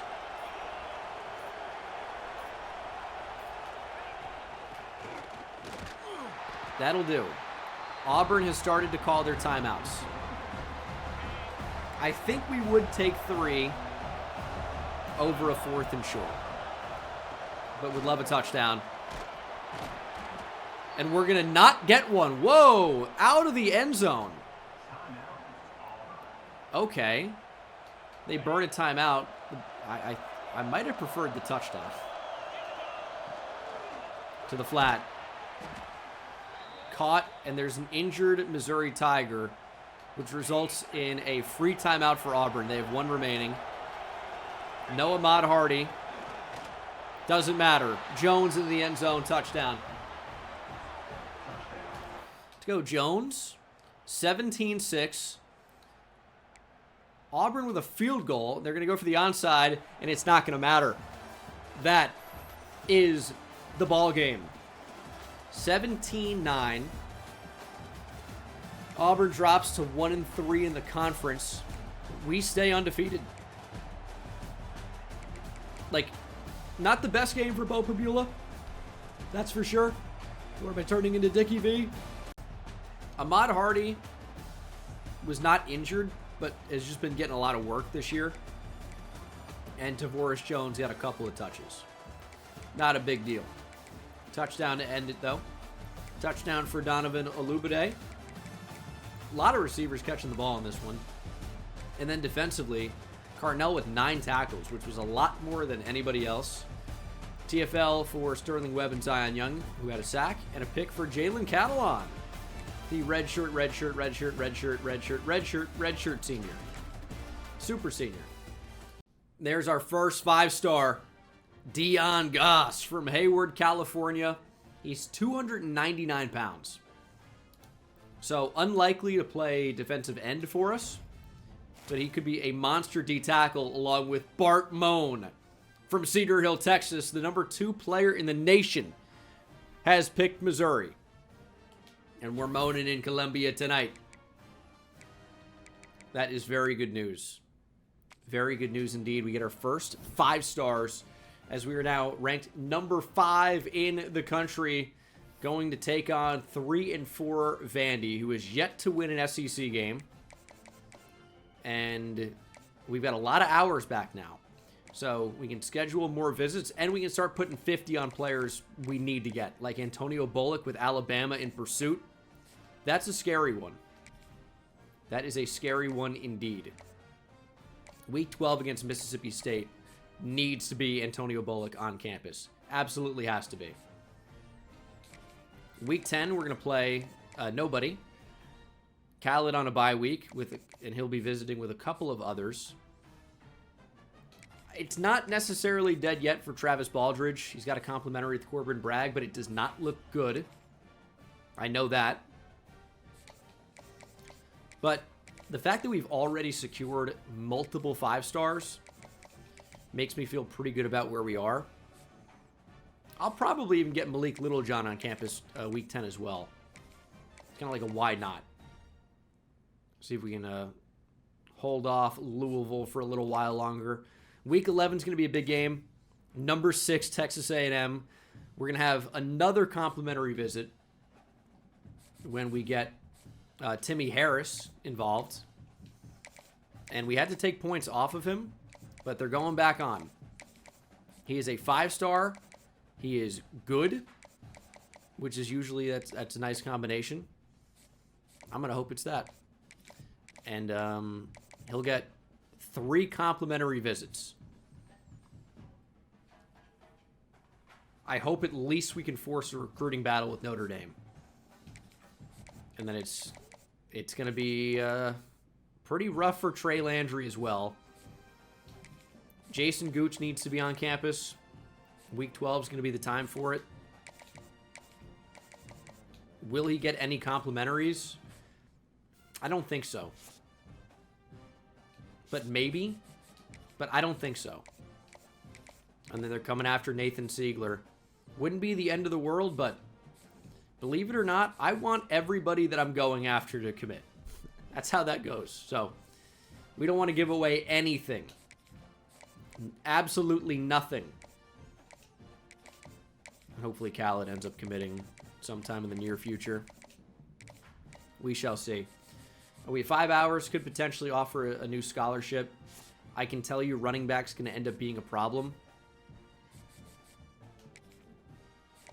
Maybe we can get in there on Olahete. Or Ohalete, but absolutely no guarantee. Trying to stay undefeated on the road at Vandy. I am a little bit worried about their quarterback, Diego Pavia. But I don't know. They have yet to win a conference game. They're having a pretty awful season. They are at home, though. So that may change things. See what we can do. It would also be a decent idea for the play style if we could get more Mike linebackers on the field. That wouldn't be the worst idea. So Trotter is going to play over Newsom, which is something I thought we already had. And Rodriguez playing less, so maybe Khalil Jacobs could get in. Or, yeah, probably just do that. We need more tackles with Mike linebackers. And I feel like my depth chart got changed a little bit, so that was weird. That's going to be a touchdown, Eli Stowers.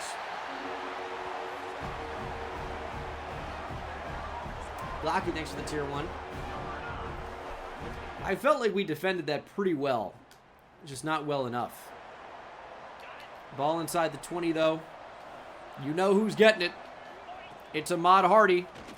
Cut right back up the middle of the field. Hardy touchdown. That didn't take long. 19 yards to the house. Maddie, thanks for the tier 1. Appreciate you, buddy. Hardy in the end zone, courtesy of Ahmad Hardy. 7's up. I feel like this could be something to the flat. Could be a bubble screen. I don't know. Something seems off. Good pressure. We got to him. Damon Wilson finally doing something for me. And our offense takes back over. 3rd and 2 to end the first quarter. It's kind of weird that the clock has stopped here. There's Ahmad Hardy. Cruising. 5 for 76 yards. And we still could run the ball on 3rd and 5.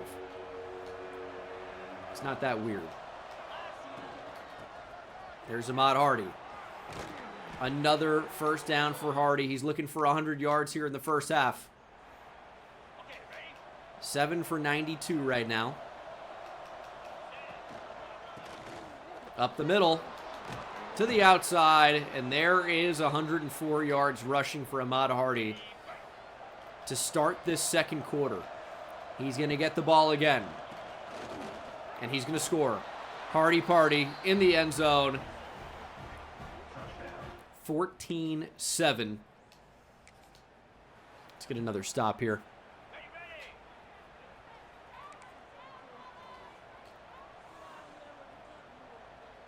Third and 9. Pavia calling something out at the line. Good defense. There is a flag. Would prefer this to be a hold to anything else, and it will be, but we might have a decision to make. Redo the down at 3rd and 19, or give them 4th and 3. I'm going to say redo the down. I would be more worried about Vanderbilt trying to go for it on 4th and short and getting it. And we very barely made the right decision. 4th and 6. And they take 3. It's kind of like a bit of a bold call to give them not 4th down, but in the game in college football, I think you got to be aware of the possibilities. Brabula on the move, hitting Ahmad Hardy. What a throw. And a nice catch from Ahmad Hardy, who is our whole offense right now. And I'm not really complaining. What a throw from Bo Brabula. We're going to run Hardy up the middle. Timeout Vandy. Hardy's got 13 for 126. Mason, thanks for the prime. Hardy's on fire. He'll get the football. He'll turn up the field, untouched. Ahmad Hardy, touchdown. We are getting you're pretty used to saying that. He's having a pretty incredible season. Vandy with a quick touchdown, though. And they're actually going to take the lead. We're going to grab it right back, 28-24. Inside 4 minutes. And Vandy's got a long way to go. Okay, this game turned on its head pretty quickly. 28-24. Vandy looking to steal one here at home. And that is wide open. Maybe we needed to match that. Pavia's been effective through the air and on the ground today. He's 85 yards rushing. And they're going to run the ball for no gain. 3rd and 3. Is this 4-down territory? It'll be an interesting call if they get stopped short here. Quick screen. He's got to make a tackle. Drive him back. He's reaching. He's going to get it. Man, okay.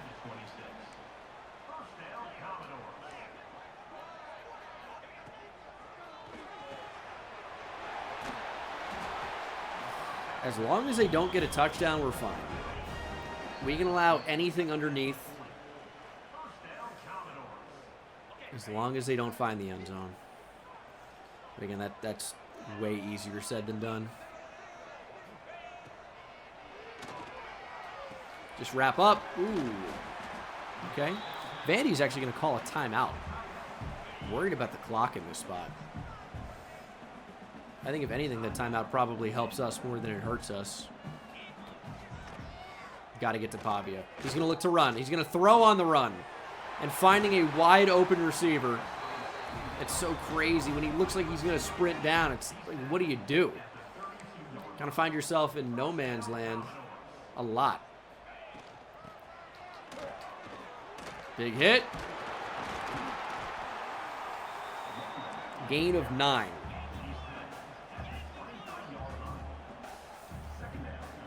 Just over a minute to play. If they score a touchdown inside 20 seconds, we're going to have a tough time winning this game. It's a check down, but it's another 1st down. Vandy going to call another timeout, though.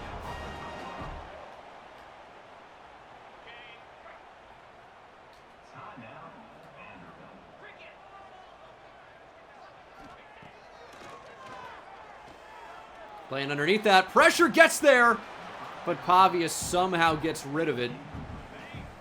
It'll fall incomplete.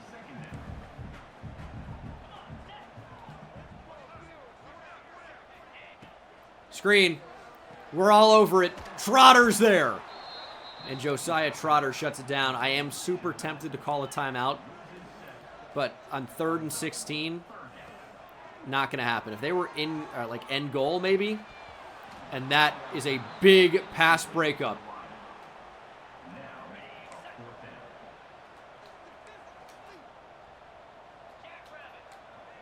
All right, let's see what we can do.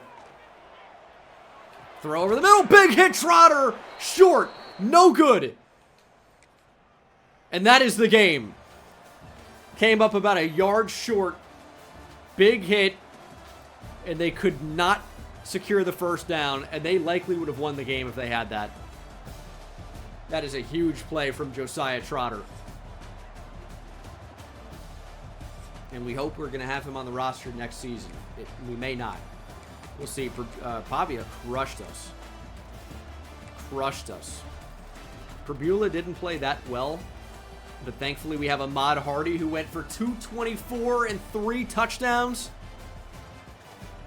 106 after contact. What a day for Ahmad Hardy.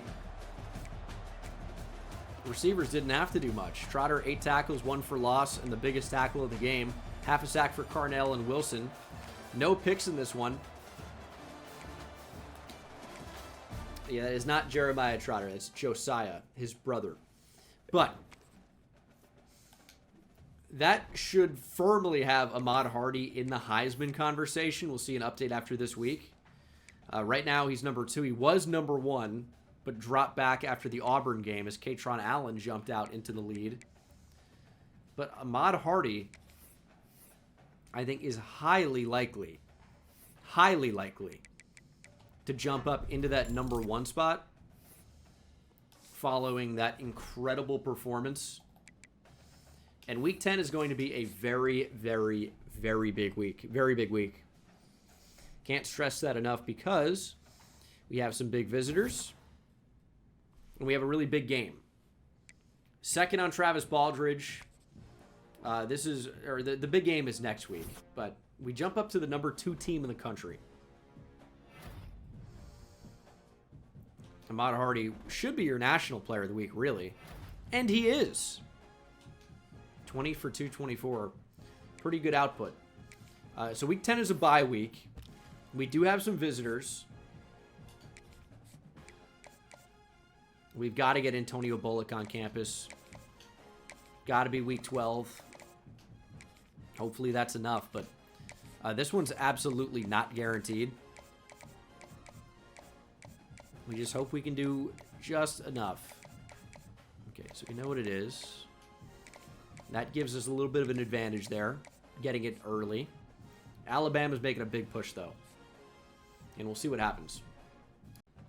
I think we're going to end up being disappointed on Baldridge. I think that's just what happens. And Ohalete as well, who we just started to recruit. We made it close. But in the end, not close enough. Matt Zollers could transfer because we're not throwing the ball enough. Our championship contender went down to an A-. Keep in mind, we are the number 3 team in the nation. We were number 2 before the bye week. But we're going to have a chance to jump back up here. Tactician is unlocked. Recruiter is unlocked. I don't know that that really helps us out right now. A&M's number 6 still. They're 7-1. We got 40 abilities here. So we could unlock Recruiter, but for what? Increased starting interest? Like that doesn't really do anything for us right now. And we're not going to have a first-round pick. I might just hold the points for right now. We're in a tough spot because, I mean, again, recruiting's gone great for the most part. We've got, one of the best classes in the SEC based on ability. 2 5-stars and a 4-star. We've got more on the way. And visiting today, we have... we have who? We have DeMarcus Wing. We have Nathan Siegler, Timmy Harris, and Trey Landry. Landry and Harris are going very poorly. They're going to Notre Dame almost certainly unless we secure a blowout win, and even then, maybe not. Nathan Siegler, with that pipeline for Clemson, might just stay local. So that's not great. DeMarcus Wing could very easily go to Tennessee if we don't get him committed after this game. Little John, I think, probably ends up going to Louisville, who's on campus at Louisville this week. And then Cincinnati the week after that. Alabama and Tennessee are making a real push for Bragg, and we don't have any visits left. He was in during the bye. We already lost Baldridge.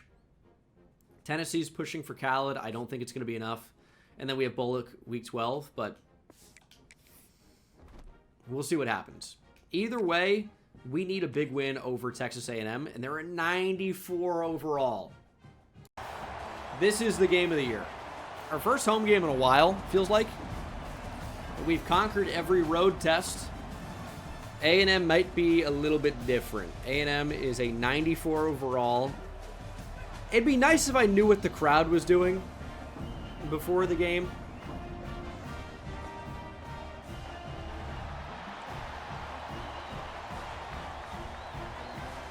They're doing a blackout.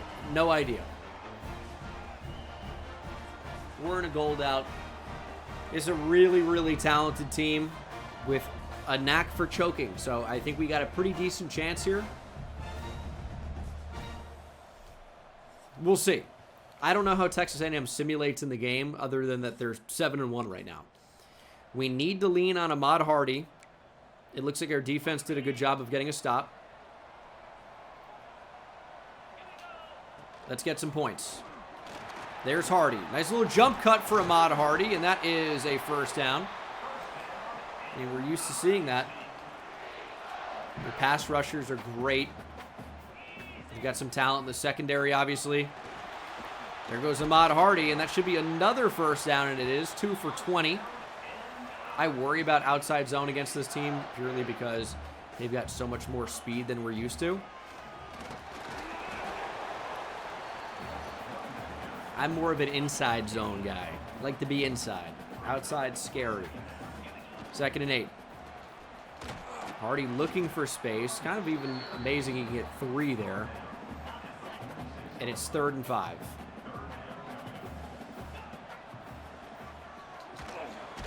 We're going to throw short. Pressure coming in. Offense going to stay out there on 4th and 3. In a big game like this with big visitors, you got to rise to the occasion in big moments. We've tried halfback slam before on 4th and short. It did not go well. We're going to try it again. Hardy is stuffed. Halfback slam needs to be retired in those spots, I think. I don't like it. Damn. All right. Oh, that's open. Alabama with a big first down on Alabama. A&M with a big first down on 3rd and 10, and they're driving. Running out of the I form here. Will they actually run it? They will, and we shed the block right into the lane and still can't make a tackle. Touchdown, A&M.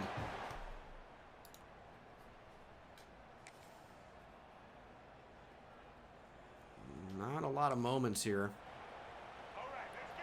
Still down 7. 3rd and 6. Wide open. Mario Craver. First down again.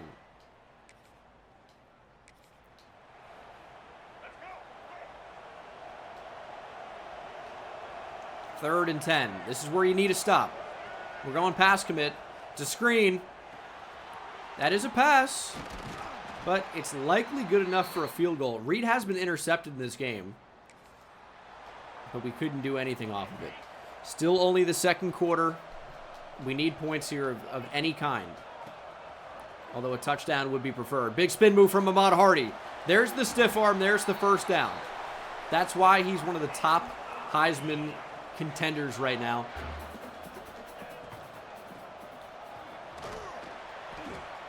Although that's not really showing a whole lot. 50 seconds. Good route. Awful coverage. Norfleet, broken tackle. And Norfleet brings it into A&M territory. 44 seconds, 2 timeouts. We're going to go hurry up. Clock's going to start to tick. And that is wide open underneath. It's Coleman making a rare catch, but he's a really good player. We just haven't needed to use him. We have Ahmad Hardy, and he's been enough. Still 2 timeouts. On the move, Prabula taking off. 27 seconds. This is where we go for Manning and bad things happen. That's wide open, and it's knocked down at the line by short arms. Cassius Howell, how did he do that? 3rd and 4. It's got to be Norfleet. He makes the catch. That is a tough catch. And a really, really critical one. Bubble screen. Quickly out to Manning. Stiff arming. And we're going to be forced to use a timeout here.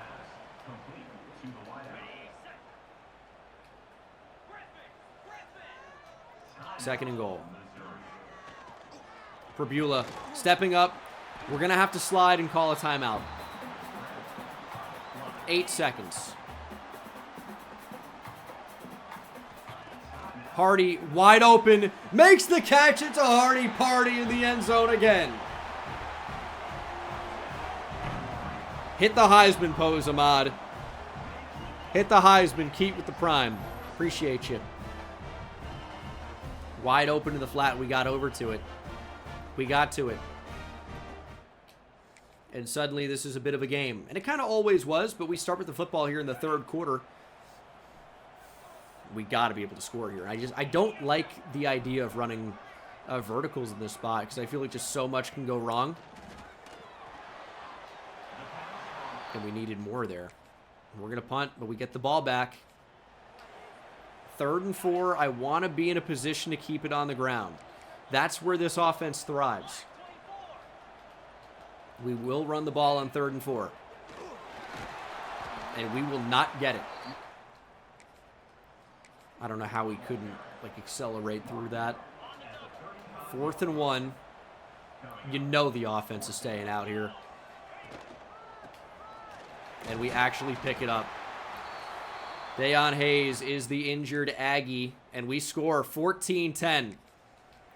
We'll take the lead here. Certainly will help with staying undefeated. Can I get to the Mike linebacker? Nope. Reed under pressure. Damon Wilson got there. Young got there, but we couldn't bring him down, and he throws it away. No way.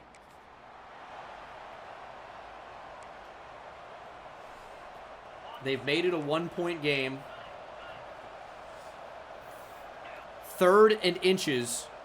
We need to pick this up. And we lose yardage. Sometimes I just got to trust and just put the head down with Ahmad Hardy and try to pick it up. I thought I saw the block getting shed. So I tried to cut it back, but it would have been open. But when you see this, how do you not think he's going to shed that block towards the hole and blow it up? You don't think he's going to throw the offensive lineman there and shed the other way. You can say that's vision, but dude, he looks like he's going to break right into the hole. So you don't mean bad vision. You mean I'm not fucking clairvoyant and I didn't know it was going to happen. I can't predict the future. Shit. What are you going to do? Probably fake it. We're going for it. Harris picks up the first. Let's go. Big conversion. A&M thought they'd get another chance. Negative. No way. We'll run the ball. There's Ahmad Hardy. Negative vision. Why don't you suck it? How's the vision there? 180 for Ahmad Hardy.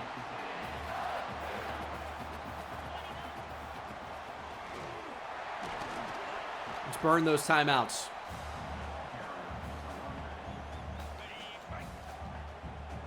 Touchdown here would be big. All right, we burned their final timeout. Kind of want to score, kind of want to burn more clock here, but we'll take the touchdown if we can get it. This is fine. Yeah, I do think we keep the offense on the field. Absolutely.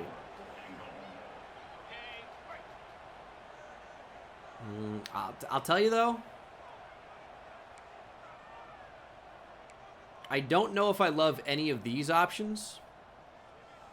We're going to end up calling a timeout here. And I think we will keep the offense out on the field. A field goal in this spot only incentivizes Texas A&M to score a touchdown. It's a weird spot. Like, I totally understand why you would kick. But we're going for the jugular.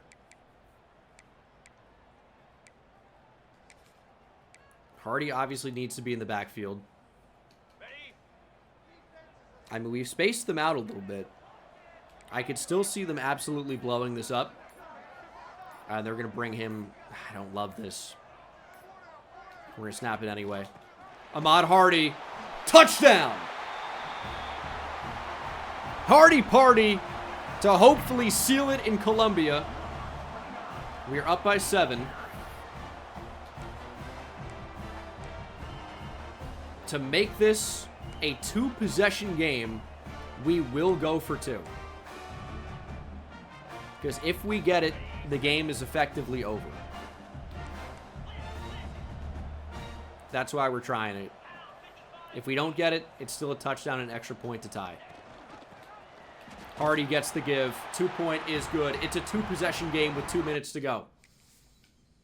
Ahmad Hardy carrying us here down the stretch. 3rd and 10. Inside a minute. Ooh. Weird. Just wrap up. That's fine. Love a little helmet to helmet there. 12 seconds. 0 seconds. That's the ball game. We stay undefeated. 22-13. What a game. Our defense came to play. And Ahmad Hardy came to play as he always does. 186 yards on the ground. 3 touchdowns. Attempts match his jersey number. And that doesn't even count the 2-point try. That put A&M really in an impossible position. I like when it works. Perbula 9 for 12 for 74 yards and a touchdown. Hardy was incredible. Receiving, these guys don't have to do anything right now. And Hardy also had a receiving touchdown. Defensively, 3 TFLs for Zion Young, 2 for Graciel. We only could sack him once, and we got pressure. Certainly Webb had it. Interception for Marvin Burks. We are 9-0 here in year 1. How about that? Ahmad Hardy set the Mizzou single-season rushing touchdowns record. He is having a nice year, if I do say so myself. Bo Perbula has been around, but Ahmad Hardy has 207 for 1,300 yards and 19 touchdowns. He has been a machine. He will transfer, it seems. But he has been a machine. And that was a big win against a big opponent with visitors. Show me the commits. There's one. It's 5-star edge DeMarcus Wing from Savannah, Georgia. That's a good start. And that's it, actually. That's it. Timmy Harris picks Notre Dame. We are the #1 team in the country. We were not going to get everybody. We knew that. Alabama's making a push. Antonio Bullock is on campus this week, though. Blowout win, and maybe it happens for us, but it may not. Javon Wunsch is not a guarantee either. I like where we are with Sean Khaled. He's a really good-looking tight end, 6'2", or 6'5", 250, 86 speed, can catch a little bit. I like that. Alabama's making a run at Corbin Bragg. And they will probably at least force a recruiting battle. Ooh, Louisville did not have a good Week 11 visit. So Malik Littlejohn still could be coming to Columbia. We also have Tim Friedkevich.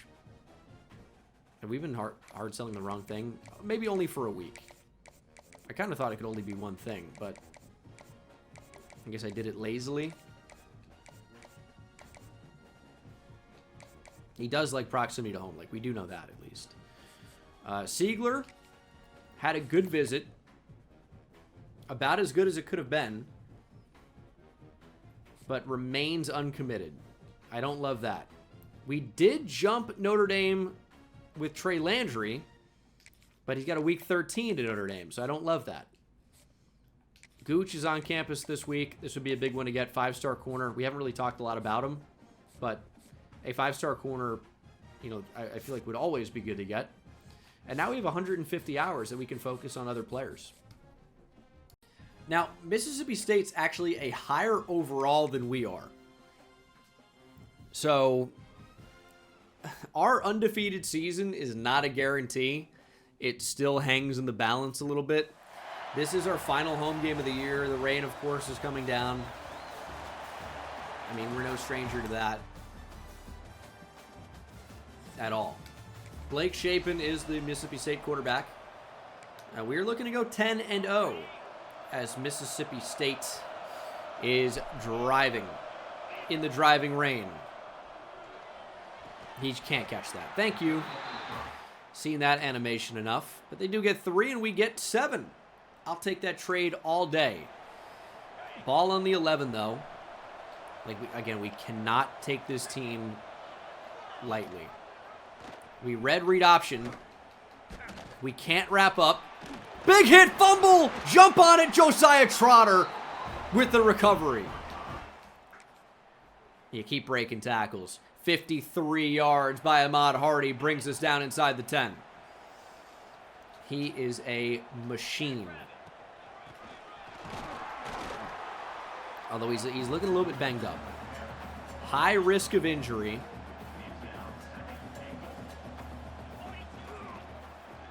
Throwing that. Great timing. Catch made by Coleman. But he can't find the end zone. We haven't really done a lot of passing down here, but maybe we should try more. Touchdown. Let's go. We're balling. 2-minute drill. Let's get some points. This is a drive where we see what Bo Perbula can do as a passer. I mean, love a check down. No question. I'm all about a check down.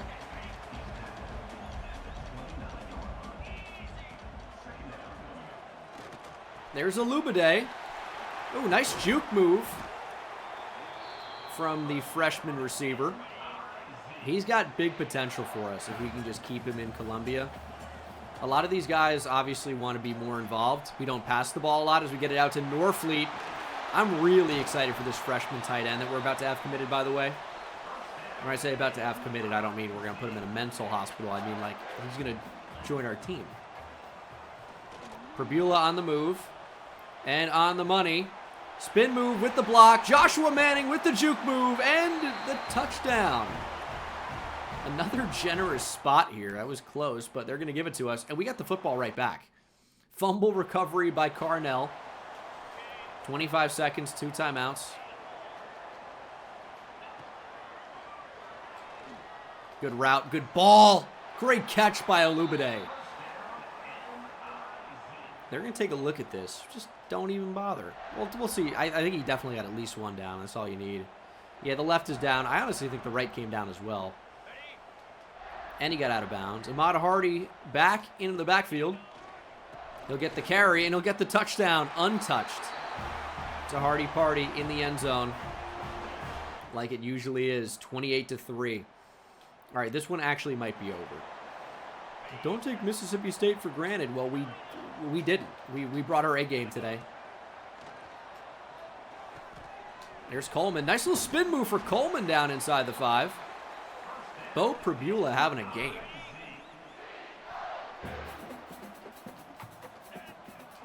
Quick throw to the flat. How about Brett Norfleet with another touchdown, continuing a great season. He really has been fantastic. 35-3. So take a team rated lower than Mississippi State and go 10-0 in year 1.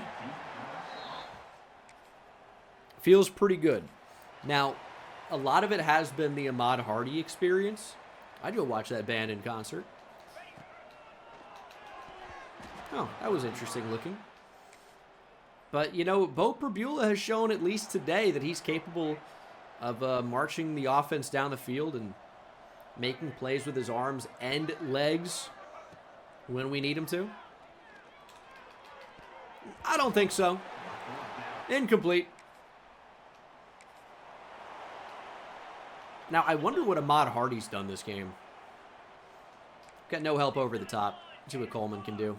We're at Lubade. We'll check over to that side. I think I like Coleman a bit more. Touchdown, Coleman. Easy throw from Bo. Coleman has not been that productive this year because we've run the ball so much. But again, like, he's capable of doing big things for us. And if we're in a position where we need to throw the ball down the stretch, especially as we approach the college football playoff, we can mostly rely on him. And we can mostly rely on Joshua Manning, but he drops the ball that time. Big-time blowout. Definitely going to help us in recruiting here a little bit. 52-3. It's our biggest win of the year. Bo Perbula is your player of the game. He was great. 5 touchdowns, no picks. Had more touchdowns than incompletions. 348 yards passing. Ahmad Hardy, 20 for 115 in a score. Not bad.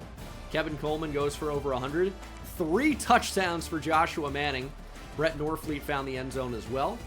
And then TFLs, all sacks. Zion Young, Damon Wilson, and Sterling Webb. Interception for Dalen Carnell, who also forced a fumble. We are 10-0. Let's see if we get any commitments off the back of that. Thought we were going to for sure. We do manage to basically secure Antonio Bullock in the class. And that was a huge week. Great week for Dalen Carnell as well. And we have essentially locked ourselves into a college football playoff spot no matter what. No matter what, we are in, I would say. But Alabama could still make this really interesting on Antonio Bullock. Absolutely could. So could Florida. He's on campus there this week. I would actually prefer if Florida can pass Alabama and knock Alabama out. I think we beat Florida head-to-head. But we'll see on that. Javon Wunsch, I'm worried, is going to go to Colorado. There's nothing I can do, but he looks pretty good. Khaled will be a Missouri Tiger. Corbin Bragg, we're going to be in a recruiting battle, I would imagine, with Alabama, one we probably will not win. Cincinnati has jumped ahead of Louisville, but I think that only helps us win out for his commitment.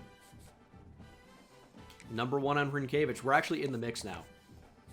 He might end up at Iowa, but we're solidly in the mix. We might even jump Michigan. I'm not sure. Ooh, Clemson no longer has the championship contender grade on Nathan Siegler, which means he will commit to Mizzou. Almost certainly. Almost certainly. It is a recruiting battle for Trey Landry. I don't like that one. We should get Jason Gooch, but Arizona's got the 4-star pipeline and a visit this week. Oh, I don't like that. Really don't like that. So, again, a lot of unknowns at the moment. We will certainly see what ends up happening. I want to invest in the offensive line about as much as possible. And, I mean, there are a number of good ones available, so we'll keep looking. I don't typically love junior college players, but, you know, if they're good enough, maybe. But this is a big game. We are on the road facing 8-2 Oklahoma, the number 11 team in the country. This is certainly an interesting matchup. Mizzou's got a lot of rivals in the game. We have already beat, I think, 2 of them this year.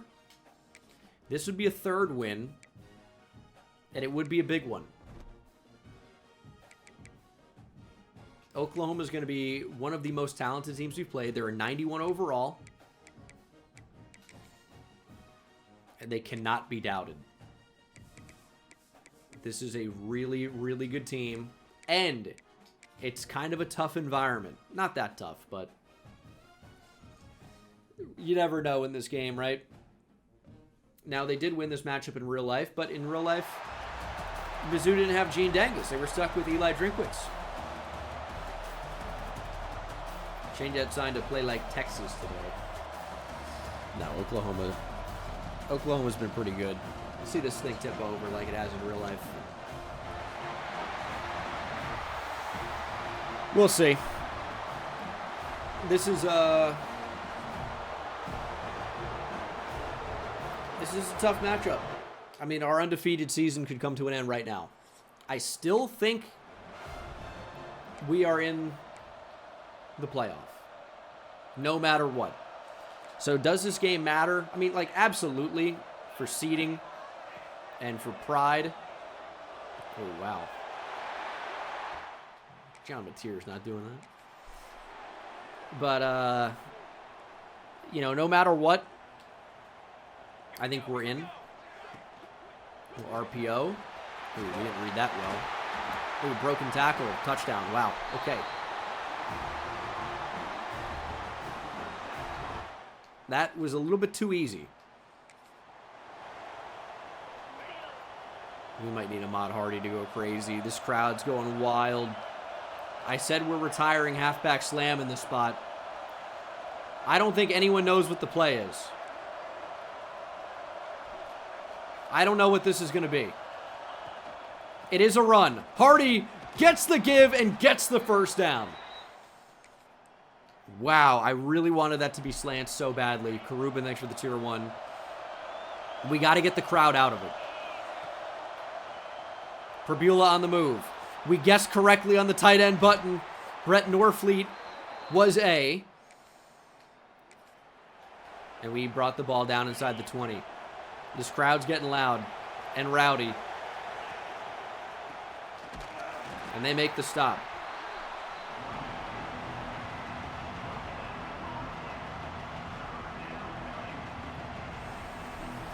Oh boy. 4 calls of this play. We average 1 yard. Power against power. Hardy. First down. Get the crowd out of it.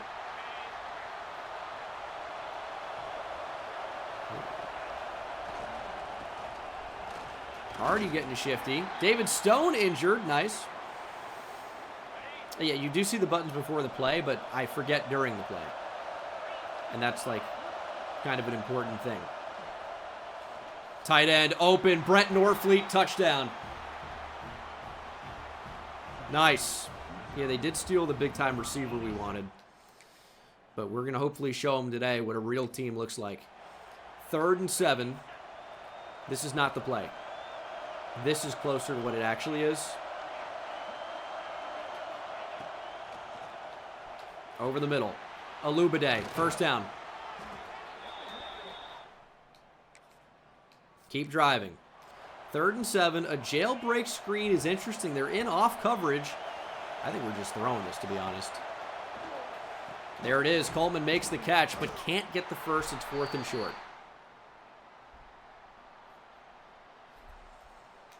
I mean, offense got to stay out there.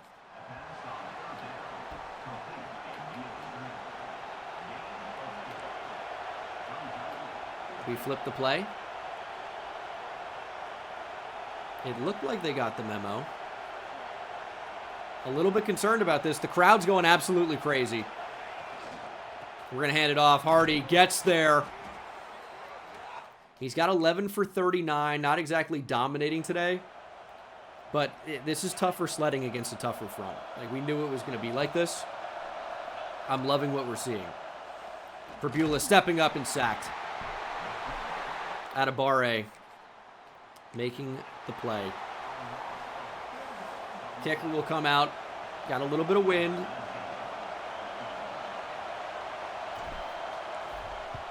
But the kick is good, and we'll take the lead 10-7. MW, thanks for the prime. It could be a short series. We'll see. But I wanted these SEC environments. I wanted to play with a better team off the rip. I wanted more time in bigger environments. Like playing here is what I wanted, right? Like, it is fun to build up a team from nothing and go with the grind. But it's also fun, I think, sometimes to go away from that when I've done that so much. And get the experience of actually playing in front of some of the biggest and rowdiest crowds in college football and some of the biggest stadiums. Sometimes it's nice to play in Tuscaloosa or Athens or Gainesville or even, the Big Ten, Columbus or Eugene, rather than, in San Marcos. No disrespect to Texas State or Charlotte, right? It is a nice change of pace. Like, we can be honest, there's a difference between playing in Charlotte when Charlotte's playing a home game there. And, you know, here in Norman, as Mateer is sacked. We're going to call a timeout. Yeah, Athens, Ohio is what I was talking about. Block the kick. No. All right, Oklahoma ties it up. Will they give us a chance here? No. Into the third quarter. Defense needs help. It's a 10-10 game. A close loss on the road. Not really a big deal to me, but obviously we want to win every game. We're blitzing. Jacobs gets there. Down goes Mateer. Khalil Jacobs, what an effort.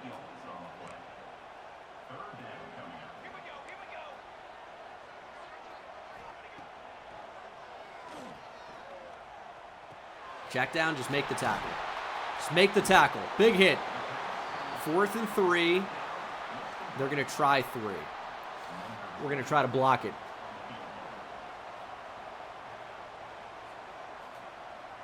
We will not. Oklahoma takes the lead.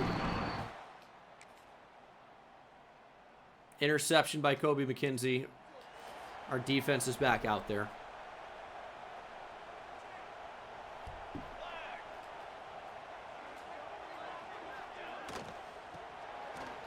Gonna run the ball successfully. It's a big first down.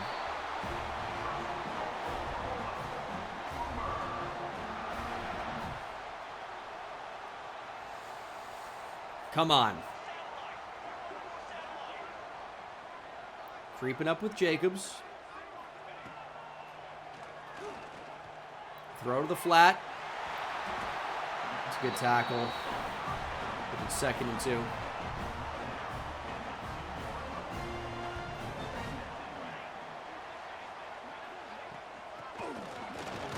Big stop, 3rd and short. We need to blow it up.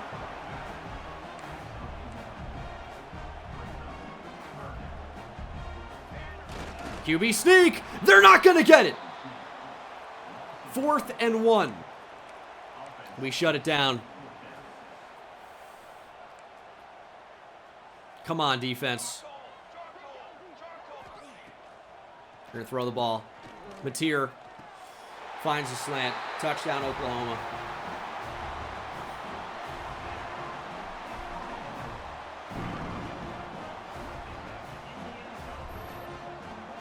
Deion Burks, the Purdue transfer.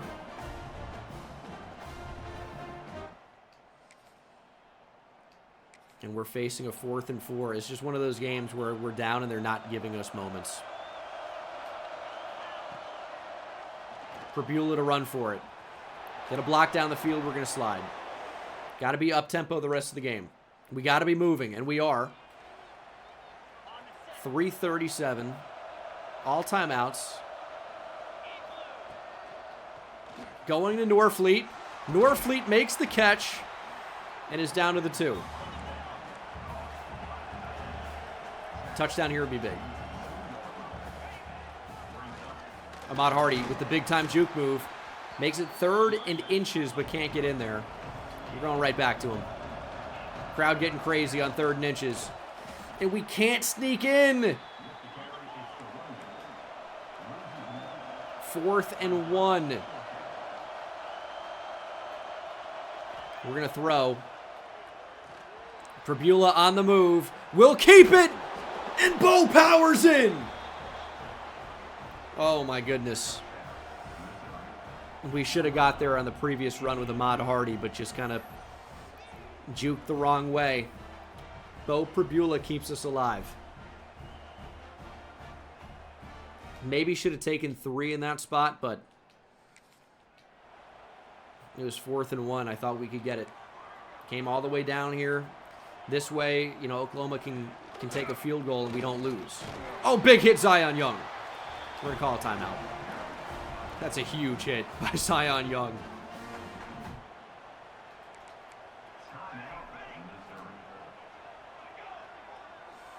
Slot in motion. He's actually going to get the give there. Call another timeout.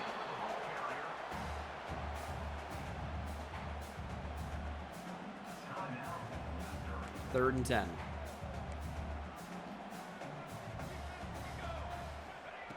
Big play. Overthrown! Oh, that could have been intercepted. Mateer had an open man on an in-breaker, but missed him.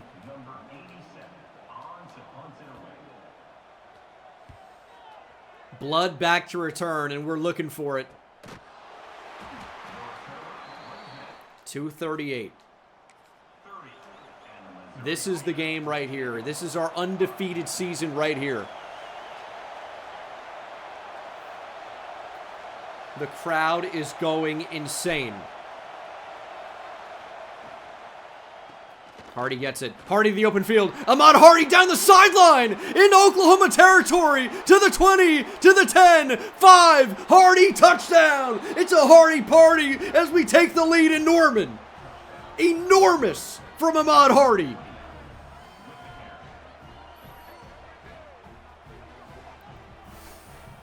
We needed it.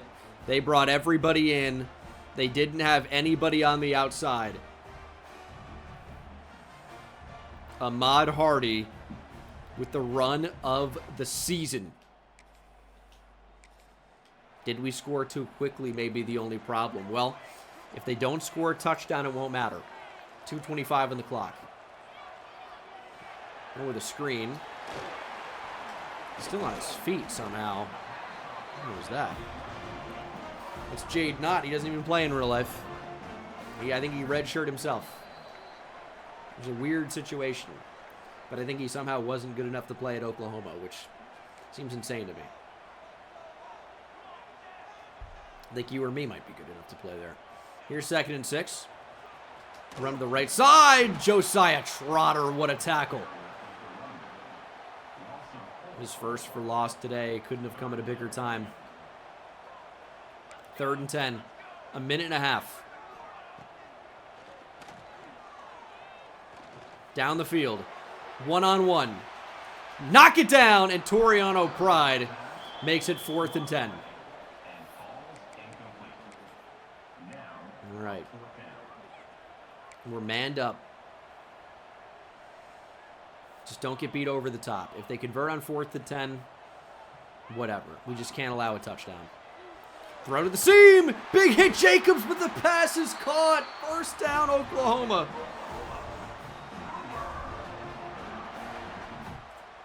Wow. They're still alive. Nice tackle. Damon Wilson. The Georgia transfer showing up big here. It would have been a big play. I don't know how he had that little speed burst at the top of that. Oklahoma forced to call a timeout. They didn't get the first there.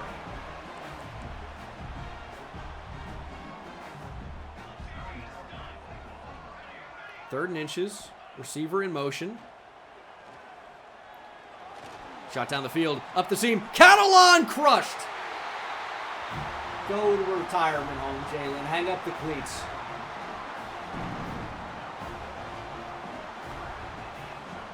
Touchdown, Oklahoma. It's Deion Burks. Zion Young almost got there. Jalen Catalan just didn't have the speed. A lot of time.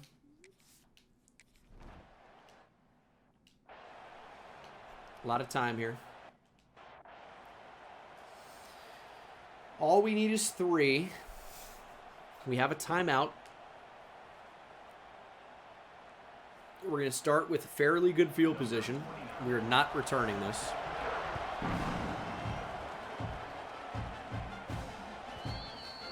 Ball in the 25. And the crowd is getting pretty loud here, as you might imagine. I don't know the button, or do I? It's Joshua Manning! Out to the 42. It's a good start. It's a really good start. 50 seconds. Going for Hardy, who makes the catch and does get out of bounds. So the clock will stop here. 45 seconds. We're going to run with Bo Perbula. He's open. Nobody covered the quarterback. All we need is 3, and we're getting dangerously close to field goal range. Arquatio, welcome back with the Tier 1.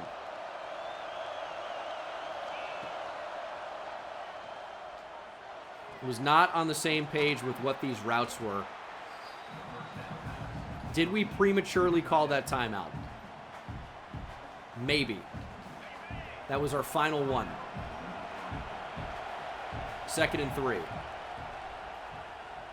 There's Ahmad Hardy. Stiff arming will stop the clock at 30.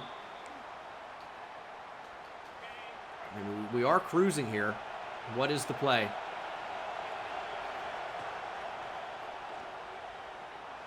Prabula to run for it. He's still fighting. First down, Bo Prabula. Oh my goodness. Clock's still moving. Fumble there would have ended the game. Bo again to run. He will slide. 14 seconds. Every ball needs to go to the end zone here. Intentional grounding. 10-second runoff. The game is over.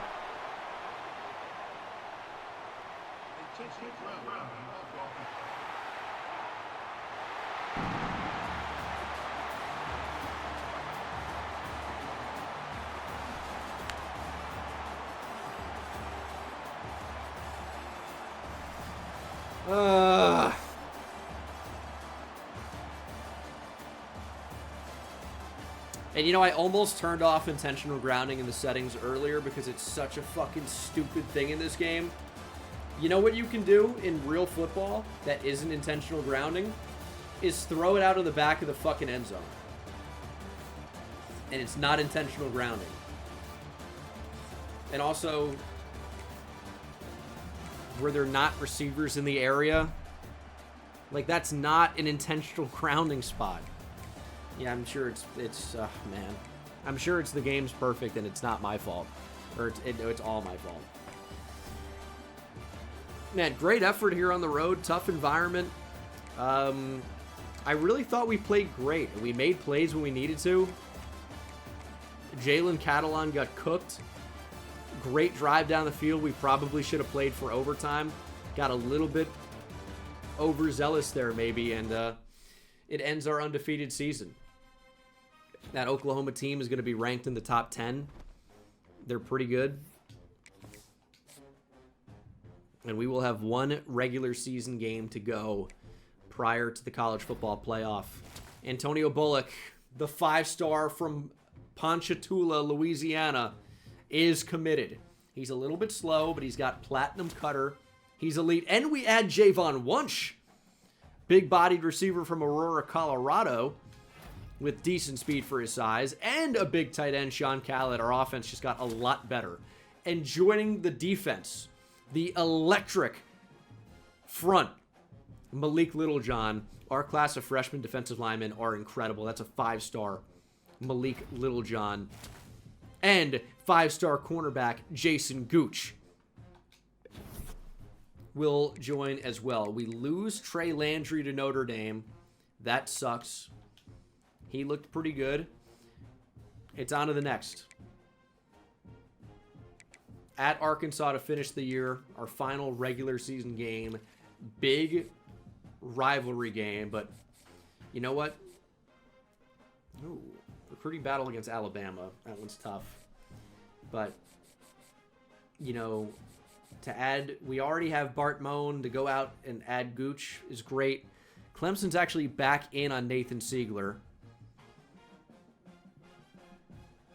Would have loved for you to commit last week, buddy. That would have been nice. Didn't happen. But I'm sure the rest are going to go just perfectly. So many hours back now from all of these commitments. We're going to be able to supplement the class with a lot of really good 3-star talent, I think. And we're going to kill the transfer portal. Like, these are all expectations I have. We'll be able to scout a little bit as well. See if we can't find a 3-star beast. And honestly, Damian Merrill doesn't look so bad. Like, if he ends up having a decent dev trait, it's got to have to be star. It's going to have to be. He could be all right. I'm curious about a lot of these running backs. Oh, boy. It's going to be really, really tough to replace Ahmad Hardy. We're going to try to in the portal. I think it's going to be a popular destination for running backs considering how much we've run the football this season.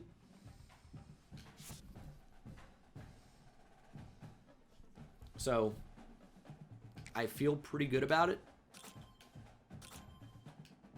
Not that fast. Juco Jr. probably out. But yeah, this class is going to be really, really good. Is it the top class right now? It's number 11. But 6 5-stars, 3 4-stars. So much talent on defense, but we also added talent on offense.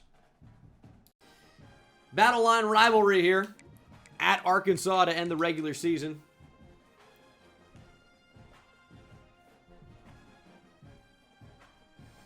This will be an interesting one. Arkansas's got a lot of talent. I kind of view them similarly to South Carolina because of Taylon Green. Arkansas in real life this year just could not finish. Obviously going through some coaching changes. Sam Pittman no longer around. But Arkansas, I think, and obviously you can't. You play the games for a reason. But if you flip Arkansas's one-score games this year, they're like 8-3. Or, I mean, whatever. Like, they could be 9-3 now or 8-4, but they would have at least 8 wins. Now, I get they didn't. They lost. But if you could just change your one-score game, luck, and it's not, obviously there's more to it than just luck. You know, they're obviously one of the better teams. But then Taylon Green does some shit like this. What is he doing? That's crazy. They have pinned us on the 2. And their crowd's getting crazy. Stadium ranked number 25 here. There's Ahmad Hardy. Oh, if he could have just cut that back.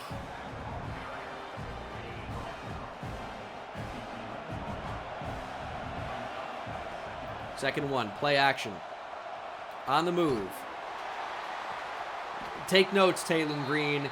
That's how you make an extremely ill-advised throw. That's how it's done. Beautiful.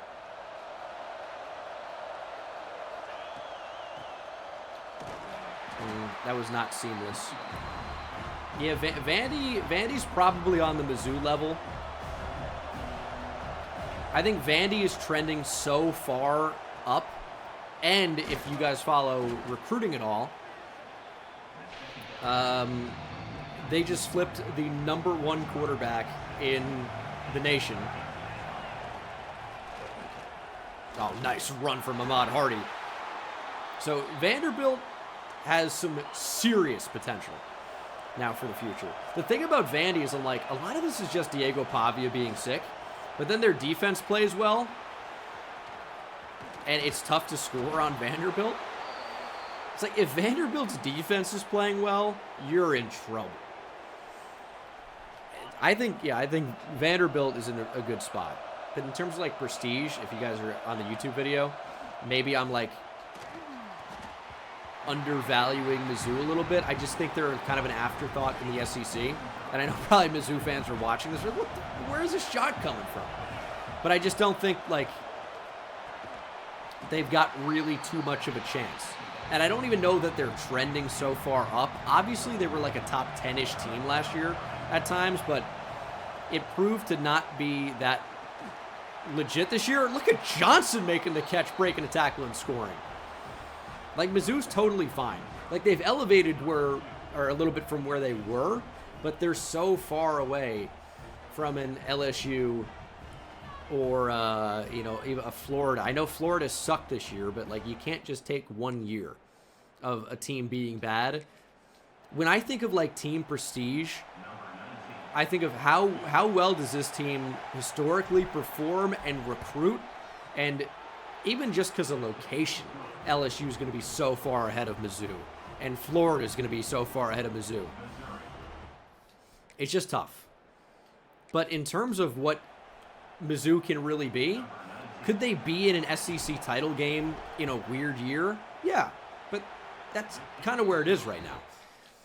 Maybe over time, you know, Mizzou could end up being something great, but it takes so long for a change like that to happen that it's just, it's tough to fathom.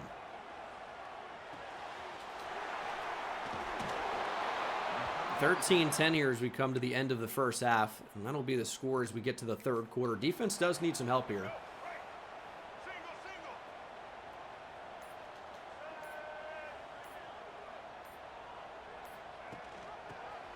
We're right there. You're going to have to change direction if you want to get a positive yardage here. It's not going to happen.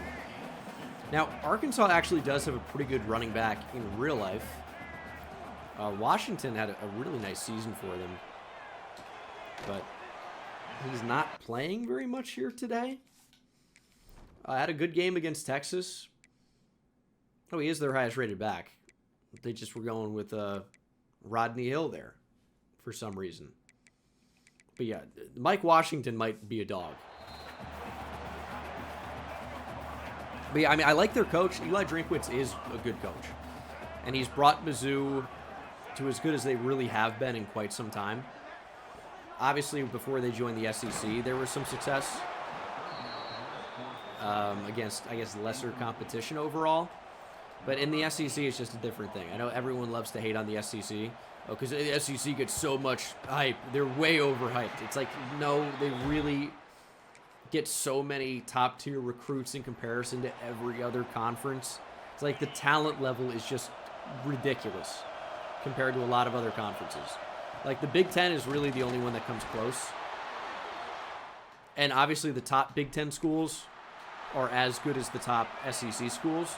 But, like, the overall, like, if you take the worst 3 teams in the Big Ten, and I don't care how they perform within their conference, but Rutgers, Maryland, even though they're trending up, in my opinion, even after an awful year, like, the worst 3 SEC teams, so we're going to hit Brett Norfleet, have so much more talent. And there is certainly a value in college football to bigger, faster, stronger. There is. Coaching can make up for a little bit of a difference, but I feel like Kurt Cignetti at Indiana has been incredible. But it's just the SEC, in my opinion, the real college football fans are going to hate it. But the SEC really is just different. And that's why I wanted to jump in with Missouri Dynasty, as Roberts will find the end zone. That is a big touchdown here late. 20-13. We have the football. I don't really love a jet sweep to the short side of the field. There's a slant. Joshua Manning makes the catch. He's spinning ahead down inside the 5. Touchdown here likely ices the game. Let's see if that happens. And it's still no Ahmad Hardy. Another touchdown for Roberts. Not exactly helping the Ahmad Hardy Heisman campaign, as interception by Damon Wilson on the defensive line puts us inside the 20. Okay, this isn't funny anymore. Where's Ahmad Hardy? What? Abdominal tear. His season's over.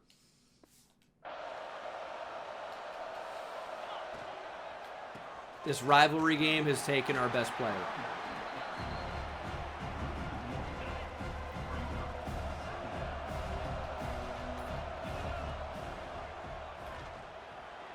On the move. I actually think we had A there, but we have Bo Perbula. He's going to dive ahead as to take more time off this clock.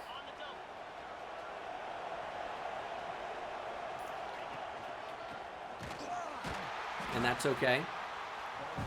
Jamal Roberts has 10 for 14, but a lot of those have been short yardage carries or obvious rundowns.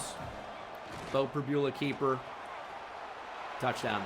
I think he was pretending to cradle the ball with his different, like, non-ball carrying arm. That was interesting.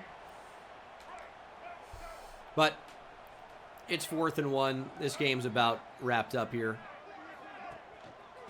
Washington gets the handoff. Trotter was there. Damon Wilson was there. That's it. Unfortunately, our star running back has gone down in the Battle Line rivalry, but we do get the win regardless. 13th series win for Mizzou. Bo Perbula was your player of the game. 2 picks for Taylon Green. He just played like ass, mainly. Ahmad Hardy could still win the Heisman. That's a possibility. He had 6 for 52 before getting hurt. I'm curious to see how long that injury is going to be. But because this was the final week of the year, I am concerned. Or the regular season. But maybe we lose him for the conference championship and get him back for a college football playoff run. I don't know. Wilson and Carnell with picks. But there is a more serious problem here. If we have no Ahmad Hardy, I don't know what this team's going to look like. It's Georgia in the SEC championship in 1 week. So we do at least get the bye week for Ahmad Hardy. We can do a little bit more recruiting in the time being. But a lot of the players we just added to the board have got offers from other schools and are locking us out. So that's not great.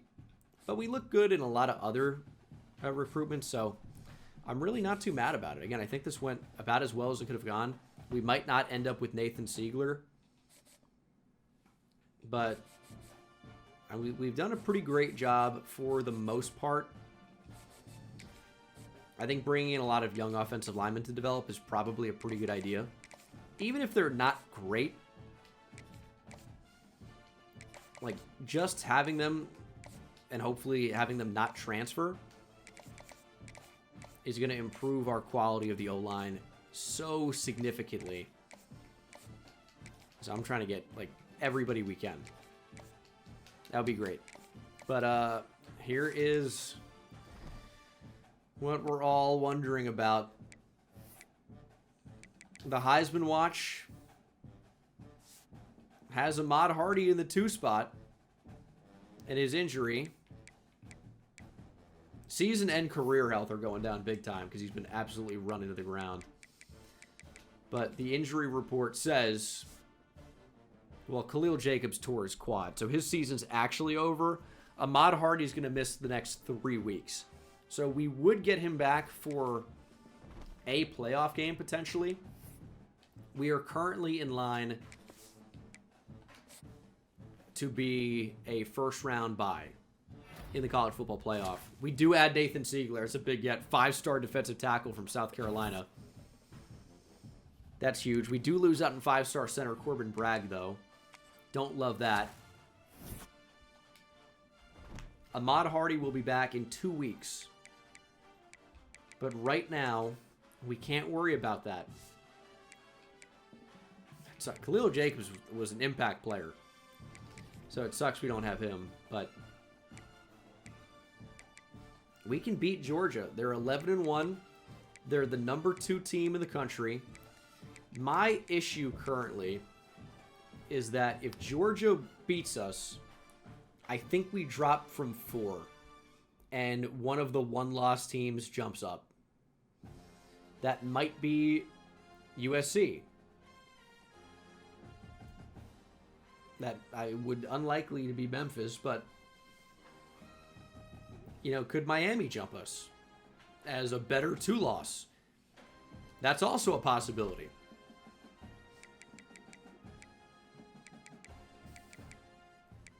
This is going to be a tough game without Ahmad Hardy.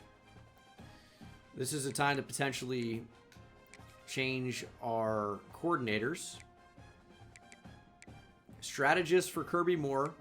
He also has recruiter. I think we will keep Kirby Moore. And then Corey Batoon has architect. I think we'll keep him as well. No elite recruiter, but it's not like recruiting was that big of an issue for us this year. We're surely going to end up with a top 5 class.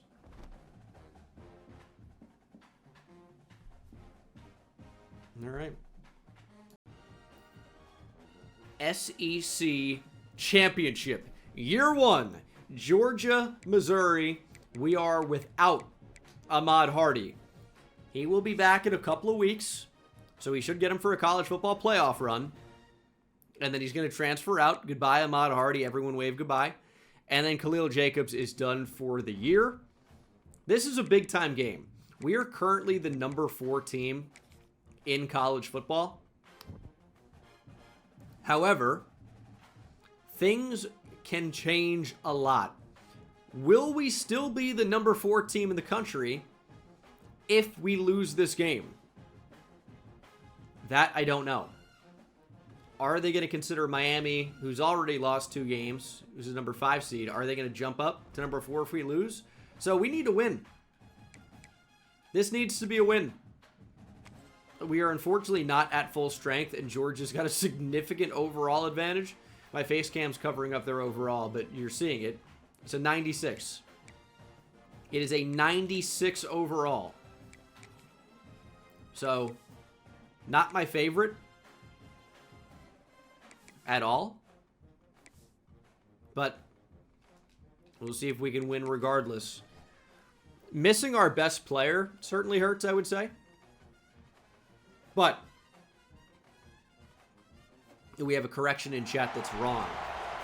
Gibbs, my mod says this game just feels like a loss. UGA in Atlanta is a different breed. Someone corrected to say Athens. Is Georgia going to host the SEC Championship this year? That would be interesting. Woo! Pay attention. We're at Mercedes-Benz Stadium in, who knows? I'm listening even though I'm reading. Atlanta. I got the back of my mods collectively. Here we go. Georgia kind of home field advantage, but the crowd will be split. 2 11-1 teams square off. Georgia's ranked number 2. We are trying to get there. If we beat Georgia, we likely jump Georgia, right? So, this is a big game for us. Let's go. Handoff up the middle. Ahmad Hardy, who? No, but also please come back, Ahmad Hardy, as soon as possible. Please. Touchdown, Miz. Jamal Roberts. And look at the run blocking. Georgia's front 7 did not stand a chance. Absolutely no chance. And our defense playing fairly well. We forced a 3rd down. We're going to blitz Josiah Trotter. No, okay, well, all right. Covering that. Shot down the field. Burks is in coverage. Got a hand on it. Incomplete. It was a really good throw, but not good enough. Georgia only gets 3. Low scoring affair here in this SEC championship game. He's got to make that catch. It's going to be 4th and 1. We're going to have a choice. Now, they want us to keep the offense out there. We're going to take a look at 4th and 1. The box is stacked. But are these corners going to be good enough to make a play? And just completely body our receivers at the line? We are going to go for it, and we know they blitz in these spots. The ball's got to come out. Sacked. Pump faked it. Sacked. C.J. Allen. Nothing was open. They ran a man blitz, and we just couldn't get to anything. But our defense has come up clutch, giving our offense the ball back, and it's 3rd and 7. If they're going to man blitz, they're just better, and it's an unfortunate combo. We're going down the field. That's a good throw from Bo Prabula. Hits Kevin Coleman. That'll take us to the 2-minute timeout. Kevin Coleman is unfortunately a senior, so this is our final year with him. And he really didn't get to perform that great because we're just running the ball every play. But it works. Our O-line is good at run blocking. We have some good running backs. And even with Ahmad Hardy injured, it doesn't matter a tremendous amount, it would appear. The offense can still cook, and the defense is playing so great. The defense is phenomenal. We got 111 to score here. Running back is open. Can we get a block on the outside? We can, but Jones can't squeak by for more than about 12. We'll move into the hurry up. Just over a minute on the clock. Brett Norfleet's wide open. That's where the ball is going. He makes the catch. Could consider a timeout here. I like the idea of a bubble screen. I don't think they're going to be pressed in this spot. And it's going to be a bubble screen. Joshua Manning really doesn't have anywhere to go. We're going to call a timeout. I think we kind of have to in that spot. Just take the first down. That'll stop the clock momentarily. We can save that timeout, but we're probably not going to be able to snap this ball before 40 seconds. Don't look to the sideline. Just get the call and go. I'm going to throw it away. That's a little bit scary. We maybe had a shot over the top, but felt like too scary of a throw. That's going to be complete to Kevin Coleman. We have 27 seconds. We're going to call that timeout. 14-3. 3 is totally fine here.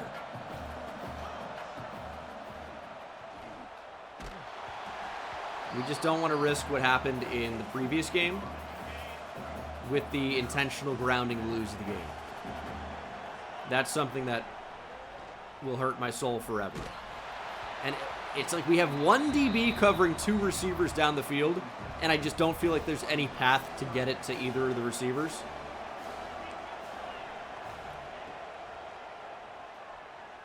We're going to throw on the run. Bo Perbula, bullet! Joshua Manning, touchdown!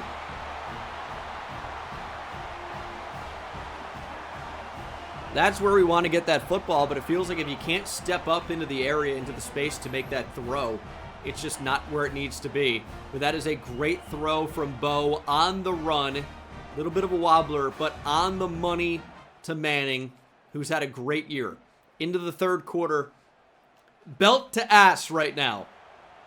Belt to ass. It's 21-3. First and goal from the 7. We're going to run it. Big power! And a nice gain for Jamal Roberts, who's got 10 for 115. Georgia can't stop him. Georgia cannot stop him, and this SEC championship is all but over. There is time left, so we can't get too crazy, but 11 for 111. Elo's got 3 TFLs today, but hasn't mattered all that much. Bullet out of reach for Norfleet. It was a touchdown. Gunnar Stockton, 6 for 16 today, only 53 yards passing. Kick is up and good, 24-3. It's kind of a bad miss. It's all right. Case, thanks for the prime. And we'll see what this fourth quarter has in store. I mean, the Georgia offense just can't do anything. And their defense, outside of the first quarter, really has not played very well. Taking a shot one-on-one. Carnell will intercept Gunnar Stockton. Chance at a return here. Tackle is made. That's got to do it. That's got to do it. Carnell with the pick. He's had a nice season. And now Georgia is starting to drive a bit, but it's 4th and 8. I mean, this is the game. With 3 minutes to play, they already need about a miracle. And I don't know that they're going to get one. They're short of the line to gain, and we should just be able to chew the clock. 3rd and 6, they're not even calling timeouts. This one's over. This one is over. We get sacked. All right, whatever. Doesn't matter. Triple zeros on the clock. Obviously, didn't want to just throw it away there. Keep that clock moving. This is an SEC championship massacre. Massacre. Gut Fox with the prime. Misses the interceptions. My ball security is incredible. Always keep it secure with today's sponsor, Manscaped. No, that is no longer a sponsor, I believe. So, but all right, they make a product. Player stats. Fabiola goes for 194 and a touchdown. On the ground, it was the Jamal Roberts show. Had 119, averaging 8 per carry. Touchdown for Jones as well. Joshua Manning played a great game, as did Kevin Coleman. Although all of that production, I believe, coming in the first half. TFLs for Damon Wilson and Sterling Webb, who had 1.5 sacks, which led the team. And then picks for Jalen Catalan and Dalen Carnell, both senior safeties that will be gone next season. So replacing them may end up being slightly difficult, but this game was not. We advance. We'll have a first-round bye in the college football playoff, and we'll ultimately find out what our seeding ends up being, because there's no way that Georgia, now a 2-loss, will be ranked higher than us as a 1-loss that just beat them in the SEC title games. So I'm really excited to see where we're going to be ranked. And this means, by the way, that Ahmad Hardy will be back for our first college football playoff game. Absolutely. So even though Roberts had a great game as Rinkevich commits to Michigan, we have done really, really well here. We will be the 2 seed in the CFP. And I am interested to find out who that makes our opponent. But it's nice to win the SEC championship in year 1 as Byram Brown wins the Heisman. Will he transfer to Auburn in real life and join Golish? We'll see. Ahmad Hardy, unfortunately, did not win the Heisman, but he did go for 1,600 yards and about 20-plus touchdowns. He was absolutely incredible. And we will check out what appears to be the final college football playoff bracket. We are the 2 seed. We'll play the winner of Texas A&M, who we've already beat, and Michigan. Texas Tech and Oklahoma, old school Big 12 matchup. USC Penn State, and I guess before what, Southwest. USC Penn State will play Indiana. Penn State's kind of good in sim a lot of the time. And then Memphis and Georgia. So I'm assuming if we lost, we would have dropped to at least 5. Maybe not, but we could have been where Oklahoma is. We could have been playing Tech. We could have been playing A&M again. So it's nice to win that game and secure the first round bye. And we won the Doak Walker with Ahmad Hardy. We'll check out these prospects. Rob Carden is locked in. He had star development. Take him off the board. Antonio Bullock has impact. A little bit unfortunate there, because he needs a speed boost to be pretty effective, I'm going to say. Impact for Javon Wunsch as well. 2 really highly ranked receivers, both top 10 in the class. Both impact dev, as does Sean Khaled. Top 60 player, athlete, probable tight end, gem, impact dev. Baldridge had elite. Gillikin has star, so still good. Corbin Bragg had star. Take him off the board. Dion Goss, elite. Our D-line is going to be crazy. Malik Littlejohn has star. DeMarcus Wing has star. 3 potential edge rushers, although I imagine Dion Goss will move to defensive tackle. Missed out on Hrinkevich, who had star. The Moaner, Bart Moan, has impact. Siegler has elite. So we have essentially 3 5-star defensive tackles. Timmy Harris at impact. Trey Landry with elite. Oh, that's such a big miss. The Gooch has star, and hopefully is actually pretty good. But yeah, I'd still say recruiting went great. Our D-line's going to be crazy. And the rest isn't so bad. So just got to focus on actually winning the next couple of games here. I think our staff is going to be sticking around. We made that call. I think it's going to be the right one. And we'll see what the Bowl Week 2 has in store. Will it be A&M? Or will it be somebody else? Ahmad Hardy is back, and A&M gets their rematch in the Sugar Bowl. Sugar Bowl in the Superdome. It's going to be an interesting one. We've beat A&M already, right? I feel like, yeah, we definitely did. Definitely did. Because that is the big A&M conference win in real life. Mizzou. And I was talking a lot of trash about Oklahoma when we played them. But when we played A&M, Marcel Reed was not very good. We'll see if he's made the proper adjustments and corrections for this college football playoff game. But it would be pretty frustrating to dominate the entire season the way we did, only to lose our first CFP matchup. But Ahmad Hardy is back. And man, is it good to see him back in the backfield. And you know what I think it's got to be? A run on the first play. Let's go right at Cassius Howell. And there's Ahmad Hardy. I missed that burst. Yeah, Roberts was a good backup. He had a great conference championship game. And it's good to know that we have a backup that can come in and be good. Because Hardy can't squeak through. But also, you know, Ahmad Hardy is just on a different level. I think we're talking about 20-plus touchdowns, 1,700-plus rushing yards. Work back to the ball. Nice catch, Kevin Coleman. Even if no receiver will ever work back to the ball. I miss the Hardy parties in the end zone. I'm probably not running it correctly, but I hate wide zone in this game. 2nd and 11. Inside zone and cutting it out is just better. And there goes Ahmad Hardy. Look at the cuts. Still on his feet.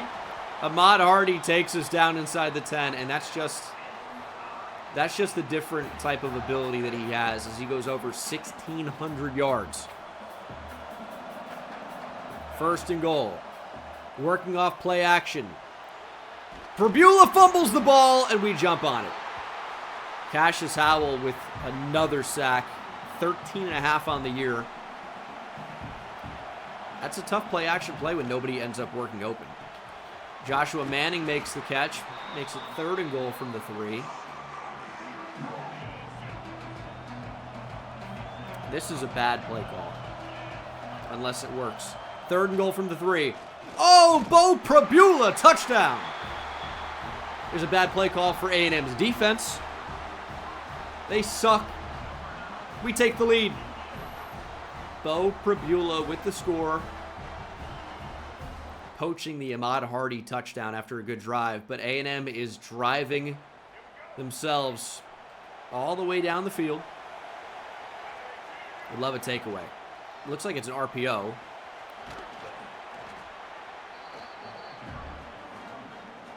Good tackle from Burks. We got a blitz Damon Wilson. Ooh, read option. Marcel Reed cannot escape the tackle. That is a great tackle on the edge. I mean, that really is like a touchdown saving play. 3rd and 7. Get out there, throw over the middle. Touchdown? What? State. Touchdown. KC Concepcion apparently caught that. Winner, thanks for the prime.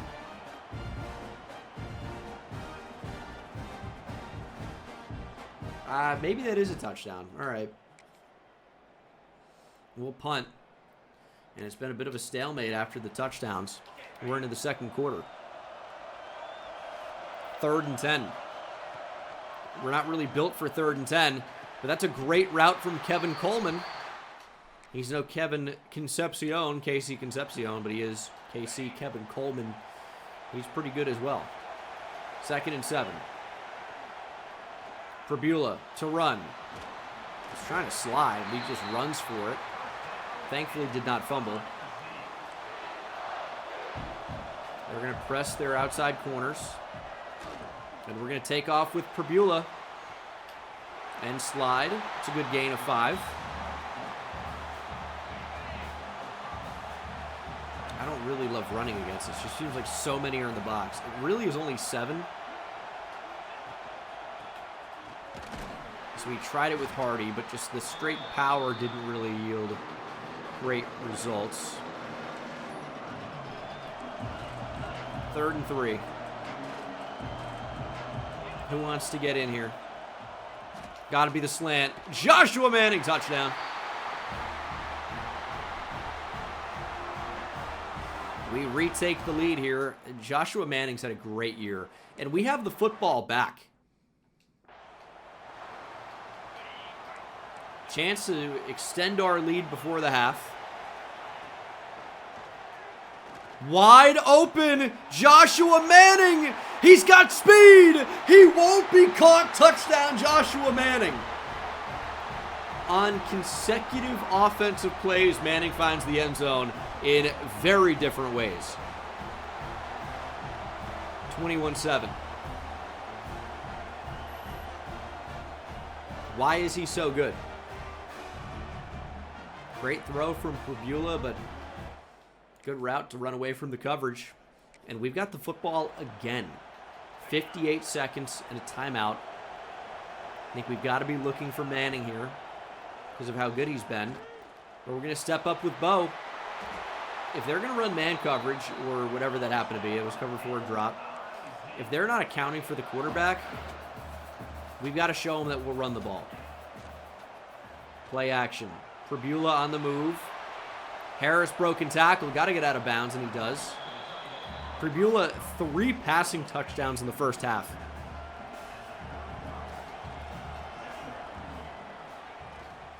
Over the middle. Wide open is Alubade. He gets us out towards midfield. I want to save that final timeout if we can. But it's getting a little bit dicey here. Only 36 seconds to go.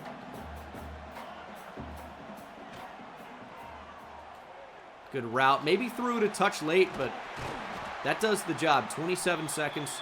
We're probably going to snap this somewhere around 20 seconds. Still saving that timeout. It's a good route. It's a good catch. We're going to go hurry up again. 19 seconds. This is probably where the timeout needs to come in, but we'll get another play before. Double clutch. Little pump fake. Joshua Manning.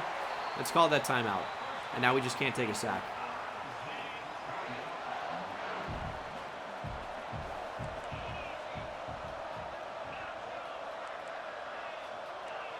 Let's at least get Norfleet to the end zone here.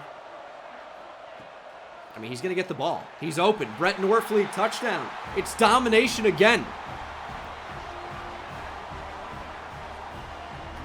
28-7 in the first half. It's about right for A&M. Perennial chokers. Grade 11-2 season, though. 3rd and inches. This game is actually far from over. Bubble screen. Good blocks. There goes Joshua Manning. Manning down the sideline. 3-piece and a biscuit for Joshua Manning. Another touchdown. It's more belt to ass for Mizzou here in the SEC. He's been dynamic today. He scored on a, I guess, kind of like a deep cross, but not exactly. Kind of a vertical route. Just, we'll say vertical down the field. He scored on a slant in the low red zone, and then he's taken a bubble to the house. Fumble recovered by Damon Wilson. Thanks for coming out. But you can drive home. Get home safe. Manning again. 4 touchdowns for Joshua Manning. My goodness. Have a day. First game of the college football playoff, Joshua Manning is completely dominating. He has 4 touchdowns. A&M going for it on 4th down. Good luck.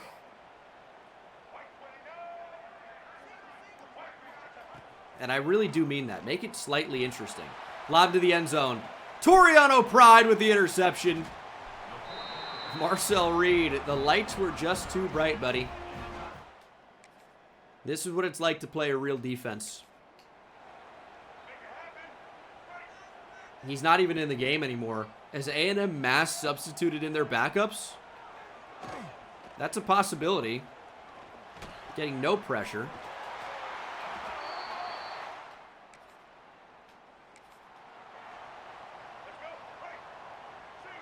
Yeah, I mean, they got completely dominated in this one. Ooh, they might find the end zone, though. They're driving down the field. And they actually have not scored yet. 4th and goal from the 6. And that is a touchdown. Bethel Roman, I believe. That's exactly who it is. They're going for the onside. We will be mass subbing in. No, the backups are already in, is what I'm reading there. Because I said mass sub starters, so the backups should be in. Okay, well, they're not. Is that like a new glitch I didn't know about?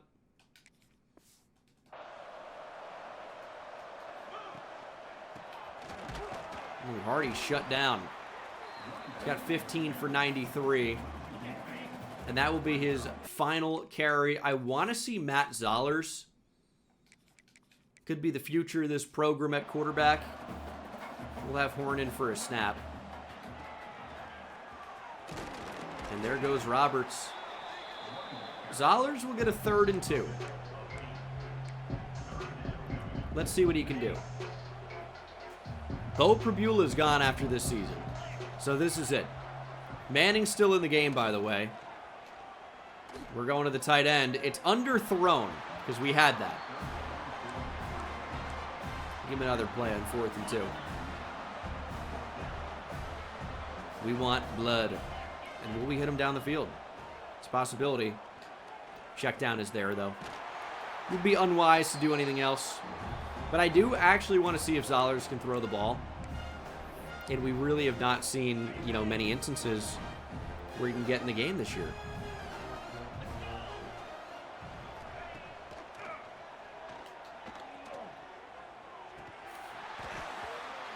The ball placement is just not there yet to me.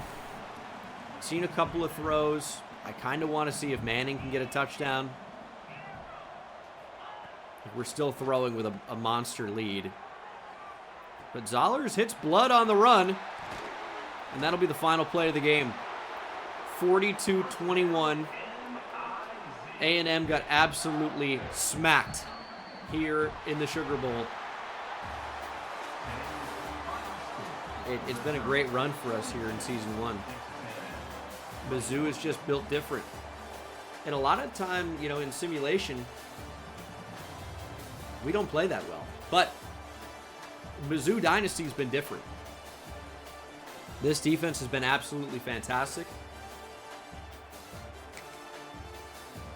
Nobody's been good enough to hang with us. Bo Prabula, 19 for 26. 5 touchdowns, 271 yards through the air. Hardy goes 15 for 93. Wanted to ease him back in after the injury, and the passing game was working so well. Joshua Manning goes 8 for 161 and 4 touchdowns. Have a day. Have a day. Defensively, a couple TFLs for Sterling Webb and Chris McClellan, who's been injured a lot this year. He had a sack. Wilson had a sack. Zion Young half a sack. Pick, of course, for Toriano Pride Jr. And we are 1 win away from playing for a national championship here in year 1. That's the reality. What a season so far. Ahmad Hardy has set the Mizzou single-season rushing yards record. Who would have had it before? productive Mizzou running back. I have no idea. I have absolutely no idea. Damon Wilson was your SEC. Oh, Cody Schrader. That's like the obvious one. I thought it would have been somebody from way back. Cody Schrader would have done it quite recently. Tyler Beatty, or Bidet, or however he pronounces that. Oregon is next up.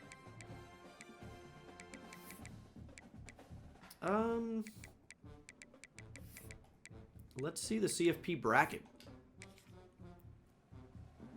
Ooh, I forgot about Larry Roundtree. So Oregon beat Oklahoma by a touchdown. Indiana beat Penn State. It's Miami and Indiana at the top of the bracket. And we'll need to take on Oregon in order to get there. Fiesta Bowl. I'm hoping we still have our coordinators and they haven't left for other jobs, which is nice. And based off of everything I've seen, I really don't feel like Oregon will pose much of a threat. Those are famous last words. So what do I know? They could absolutely destroy us any given Sunday, right? In this case, you know, likely a Saturday. But our O-line has been so physical. They maybe haven't pass blocked at a super elite level, but it's been good enough. And the run blocking's been great. It's been a joy to come out and just win. It feels good to win. Oregon in the college football playoff, week 3 of 4, which means if we win this game, we are advancing to the national championship. Should be a fun one. We can put them... you know what I really like? The... What are they called? The eggshell's cool. I mean, Oregon has so many options. The shoe duck is like... They've got another one, right? I thought they have another one. Maybe not. The shoe duck is one of my favorite uniforms, I think, ever. It just looks awesome to me. Just looks absolutely awesome. This may be tough on the end. Now, you know what? We'll go all black.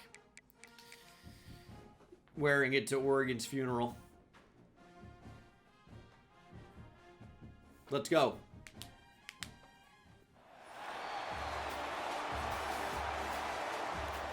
All we need to do is win. It seems easy. Doesn't sound so hard.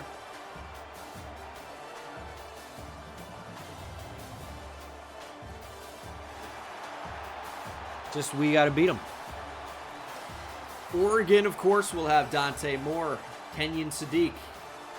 Everyone that you're familiar with in real life. That's like kind of the great part about being the CFP early in the Dynasty is like we get to see actual like star players who are in real life and are draft prospects or Heisman candidates or All-Americans.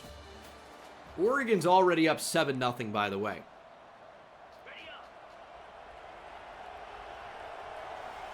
We got to feed Joshua Manning, right? Kind of all over him. Okay. That is a big-time hit. Their D-line's pretty good.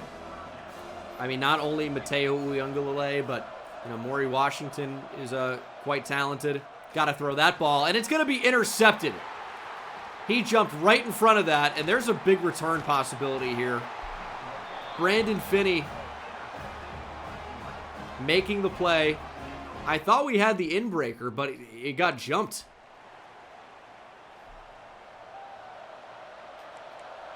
Like, I feel like that's the right place to go with the ball, but obviously not.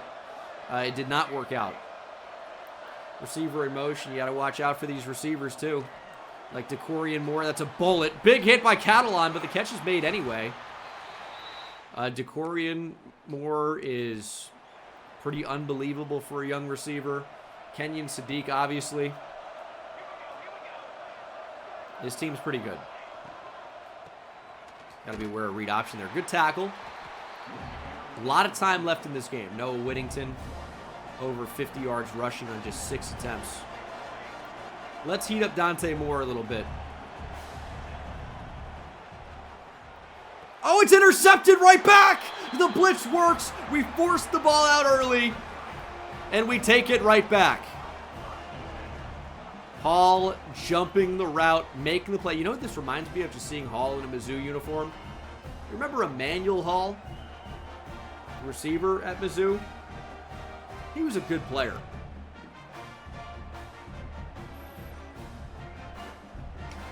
This is Stephen Hall.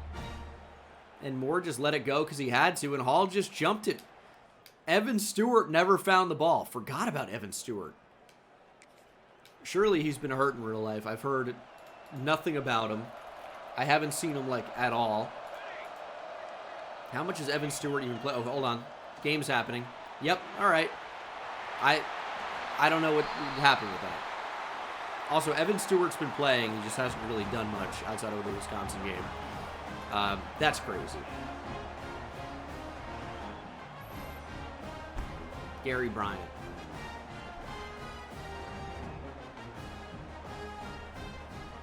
Oh, these are 2024 stats. Yeah, so he hasn't played. Okay, I'm not crazy. Man.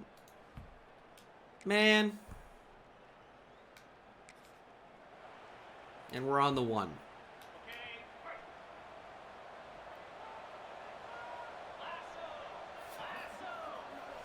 All right.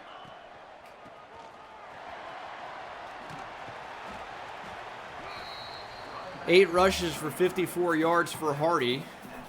Would love to rip off a long one. Change of direction for Hardy. But we're at 34 seconds now. We probably should have just called a timeout. There's so much time going off the clock. Get to the open field. Perbula hits Kevin Coleman, who's out at the 38. Perbula has been picked off in this game. I definitely threw that. And that's a first down. Let's not be crazy. Good throw from Bo. Just getting 3 would be big. Still very much a game. 22 seconds. Wow, so much time's off the clock. Post is open. Hit Brett Norfleet. Timeout. 34 seconds. They're giving us so much space. They're begging us to move the ball on them, but we'll see if we can do it. Throwing for Joshua Manning. Same type of idea. We're going to call another timeout. We still have 1 remaining. And they let us drive all the way down the field.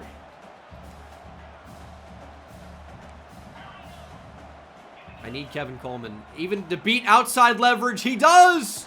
Touchdown, Kevin Coleman. We're back in it. That's a great drive. That is a great drive. They played off coverage. We beat it pretty easily. And we've got the ball, and we are driving here to start this third quarter. Ahmad Hardy with a 21-yard run and then 35 on the very next play. I don't really like outside zone. And I don't really think we're going to have the time to get Coleman open here. Ball's got to come out. These double move type of routes just don't have time to get open. Bear Alexander is really good. It's a really good team. Oh, they ran with that. It's intercepted. I just didn't think he was going to run with that. I thought he was in a zone over the middle of the field. Did Bettiger. Thankfully, our defense gets us the ball back, but that's another pick for Perbula. Defense clutched up, though. It's a good route for Olubade, but there's a flag. That one is coming back.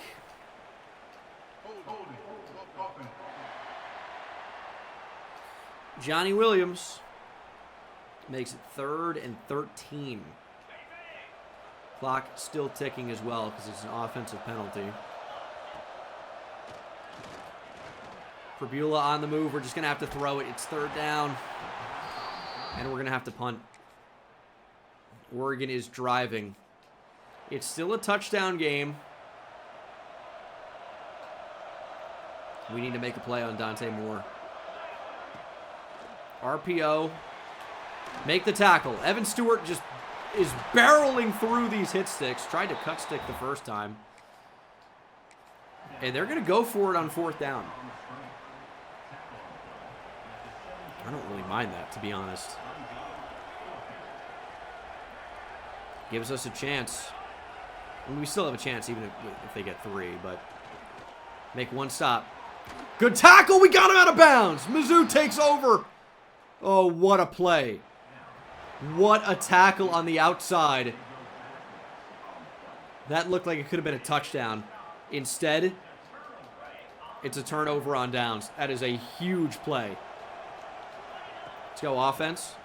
There's Ahmad Hardy. Right up the heart of the Oregon defense. Woodyard in pursuit. Come on, Hardy. Turn on the Jets. It's a Hardy party in the end zone. That's what he can do. Ahmad Hardy just taking off. We're going to be tied. That is exactly what we needed. Oregon just couldn't keep up. And we'll see if our defense can make something happen after a near 90-yard Ahmad Hardy rush. 4th quarter. Inside 6 minutes.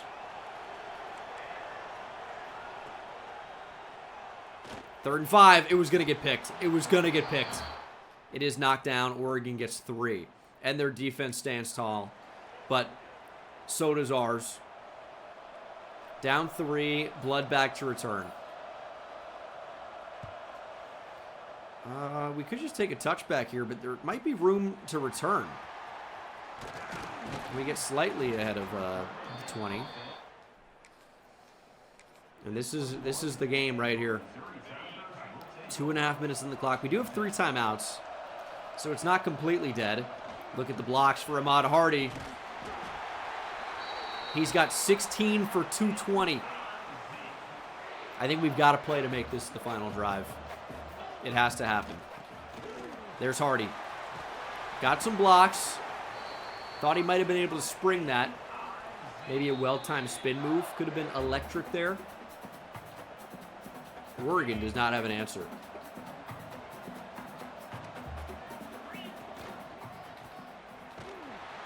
Hardy's wrapped up in the backfield. That is a big loss of 4. Because that means it's going to be tough to run the ball on 2nd and 14. Their pass defense has been pretty good. We can't get the slant off.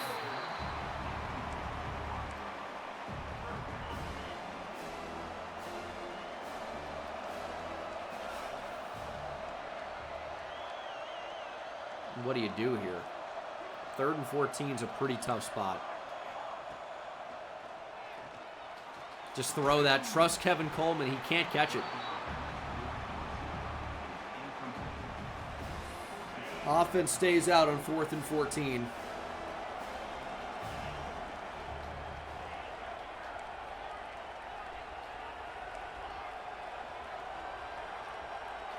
See if anyone wants to make a play. Gonna have to throw that, and guess who? Josh Manning on 4th and 14 moves the chains, keeps our national championship hopes alive. Check down to Hardy. He can't make anybody miss. Okay, we're into about field goal range now. Got to at least be a little bit aware of the clock. We're going for Norfleet. That's a good route. He makes the catch. 41 seconds. Game clock and play clock separated by 1 tick. 20 seconds. Still all of our timeouts. Play action. Bo Perbula, don't break tackles. Don't be crazy. What are we doing? 11 seconds.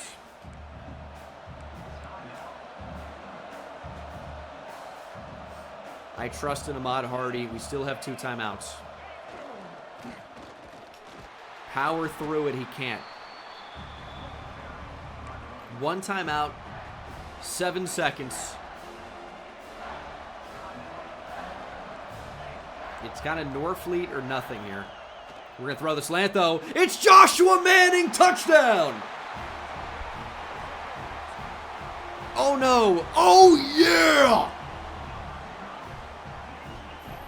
Not Kool-Aid McKinstry. It's Joshua Manning.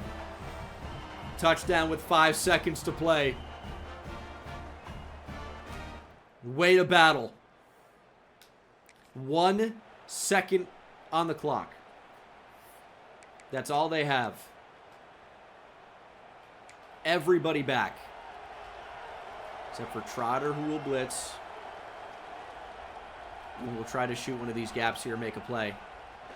We can't. Damon Wilson with the pressure. This game is over. Comeback victory. After a couple of interceptions, we battled back. Dan Lanning can't believe it. But the perseverance of this Mizzou team cannot be understated. Well, it could be understated. It can't be overstated. The battle. Absolutely incredible. We are headed to the national championship in year 1. Mizzou just built different. 14-1. Rabula, 2 touchdowns, 2 picks, but he played well when it mattered most. As did Ahmad Hardy, 19 for 230 and a touchdown. Joshua Manning, his run is incredible to watch. And then defensively, a lot of TFLs in this one. A sack for Sterling Webb, who's played well. Stephen Hall had the big interception to start, but what an incredible season. And it's not done yet. Big game, of course, for Ahmad Hardy. We've been on some type of run here. The Mizzou defensive playbook simulates great. And we're going to be taking on Miami in the national championship game. And who knows, maybe this ends up being coaching carousel dynasty. It's been a theory for a while. And maybe we finally do it. Maybe not this year. Kind of like this look. But, you know, maybe we end up taking a job somewhere else. And we'll see what happens. Joshua Manning getting a gift sub from Maximus. This could be the time that coaching carousel comes into effect. Maybe try to run it back with Mizzou if we're able to win. But other than that, maybe I got hired at wherever the offers would be.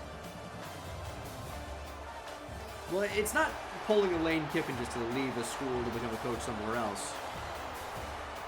You know, it may be a Lane to extend the whole process and lie to your players.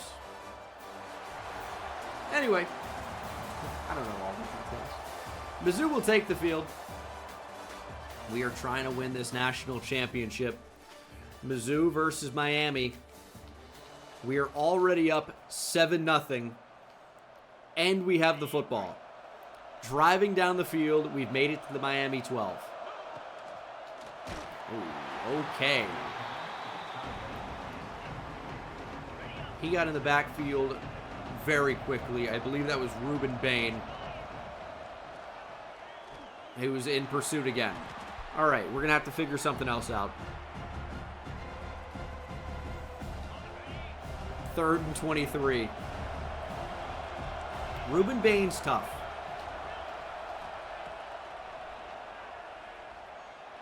He's going to throw it. We had it. We had it. They were heating up the pocket. We'll take 3. Kick is good. They were worried about a fake, but it's 10-0. We're going to make it a 2-possession game there every time. And oh my goodness, Toriano Pride Jr. with the interception. We're back in the red zone. What a disaster start to this national championship for Miami. But Ruben Bain is taking over the game. It honestly hasn't really mattered a whole lot, but he's pressuring or making a play on every single drop back or run. Joshua Manning makes the catch.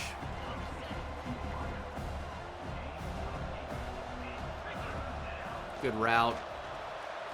Manning is close. He's not going to get there. Offense will stay on the field. It's 4th and inches. We're already up 2 possessions. We're going to pitch it in the direction of Ruben Bain. We'll see what happens with that. He collapsed the pocket. Hardy foot race to the end zone. He does get the first, but is held out of the end zone.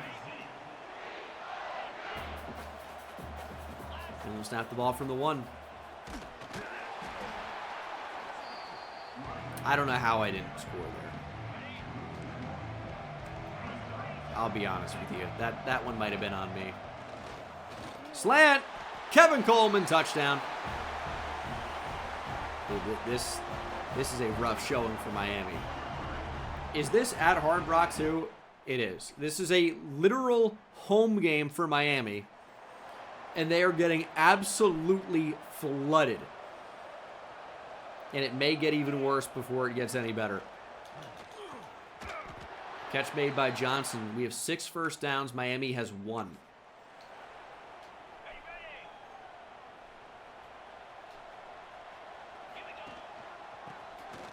Ahmad Hardy with the blocks. Touchdown. It's a Hardy party in the end zone, maybe for the final time. And he's going to phase through the wall. You'd think they'd have something that stops that from happening, but they do not. Oh, Miami finally with 3. Congratulations for getting on the scoreboard. Here's 3rd and 5. Ball's got to be out. Norfleet makes the catch, but he's short. Verbula has been picked off in this game. There's no way we just punted on 4th and 1 from midfield. That's disgusting, but okay. 3rd and 4.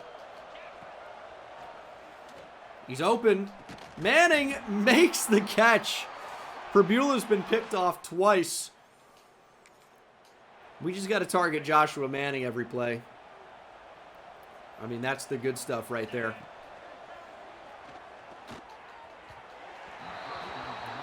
Okay. I mean, Ruben Bain is a problem. I don't know if that was him, but it certainly could have been. Hardy with a little shimmy, a little shake. Doesn't get much. Only 14 for 46 in this one. 3rd and goal. What about a screen? No. Ruben Bain holding his wrist. That fist bump was unrelated. That was, I thought of like something good from earlier. We'd never be upset or happy about an injury. I mean, we want to play Miami at their best.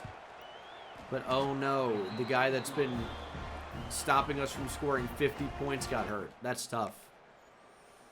Shoot. 27-13. Miami's actually kind of battling back a bit here. And Ruben Bain's back in the game. We're going to take this down inside 3 minutes after this play. Field goal here would be pretty good. I hate wide zone. I hate it.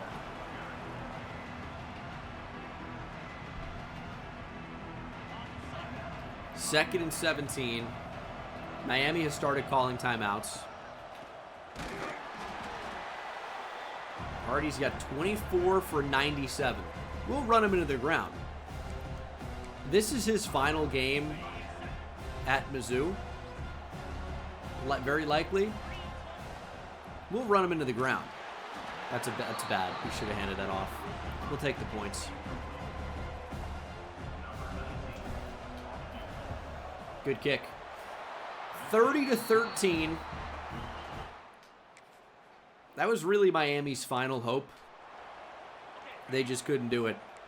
Carson Beck going to have to lead the most improbable comeback ever. He's not going to. He's sacked by McClellan. Turnover on downs. National championship goes to the Tigers. Miami's got 1 timeout They're not using it. And Hardy is wrapped up for a loss. But that is the game. That is the national championship. We did it in year 1. We'll try to run it back, I think.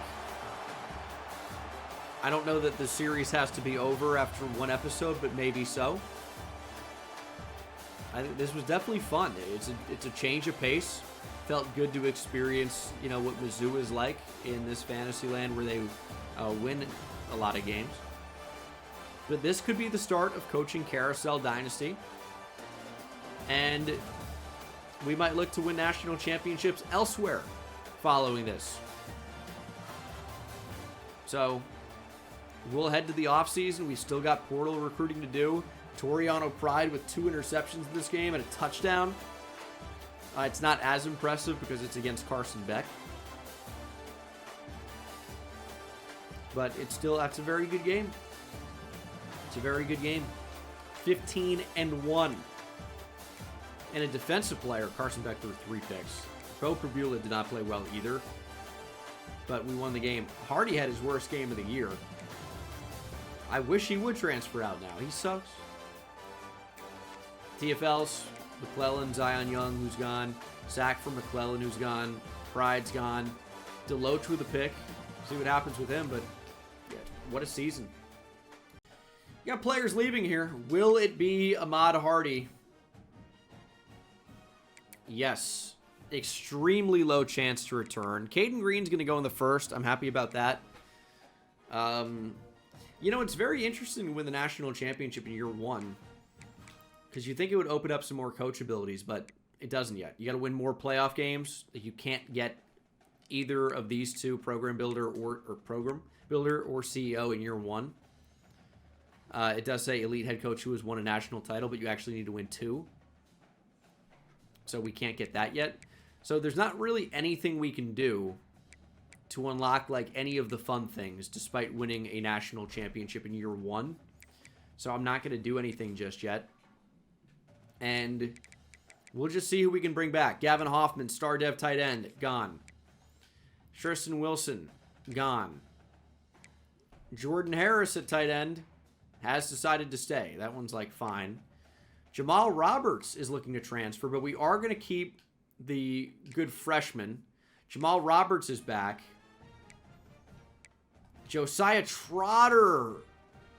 Low persuasion chance. You want to leave to be a 7th round pick? He's staying. Okay, that's huge. That is huge. Because he's going to be maybe our best defensive player next year. Ahmad Hardy. Extremely low chance to stay. I doubt it. Ahmad Hardy is hitting the portal. And then Caden Green, there's no chance. Will we be able to replace Ahmad Hardy? It's going to be tough. Prabula graduates. Kevin Coleman is going to get drafted, we hope. It would have been nice to keep Gavin Hoffman. Jalen Early is graduating, but we have a different left tackle who's fine. Caden Green is going to get drafted. Tollison and Judice are both gone. That's tough because those are 2 of our best interior offensive linemen, and Keegan Tross is gone as well. So our O-line is going to get a lot worse. Zion Young in real life could be a first-round pick. Here, he's not going to get drafted. Interior D-line's not great. We are keeping Damon Wilson. Keeping Trotter was huge. I'd honestly prefer him over Ahmad Hardy. I'm not even joking. Khalil Jacobs, who got injured and didn't play the entire second half of the year, is graduating. Tristan Newsome gone as well. Stephen Hall, Dre Norwood, Toriano Pride, Jalen Catalan going to get drafted. And then Dalen Carnell and Caleb Flagg are gone. We lose a punter, but that's completely fine. Our class has been good, but we still need to hit the portal hard.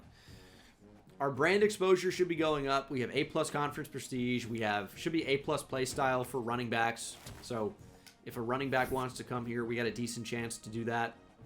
Zollers did not hit the portal either, so he's got a chance to be our starting quarterback this next season. It's not a given. It's not a guarantee. But He's got star dev. He's got decent speed. The arm is not great, and his IQ is never going to get great. But right now, he's our best option at quarterback, I would say. We'll see. We will see. But we needed the portal in a big way. We can check out the stats prior to that. Maybe the final time to see it. Nope, Hardy's already off the board here. But we know his numbers. He set the record for rushing yards here at Mizzou. Bo Prabula over 3,000 yards passing, 27 touchdowns to 9 picks. Like to see that. Receiving, Joshua Manning really came on strong. He'll be back this season as well, but I don't know how good he's going to get. Does have star dev, so we'll see. Had 919 yards receiving, 12 touchdowns. He was a machine at times. Losing Kevin Coleman, of course, unfortunately. Norfleet had a great year, and he'll be back. So I'm excited about that.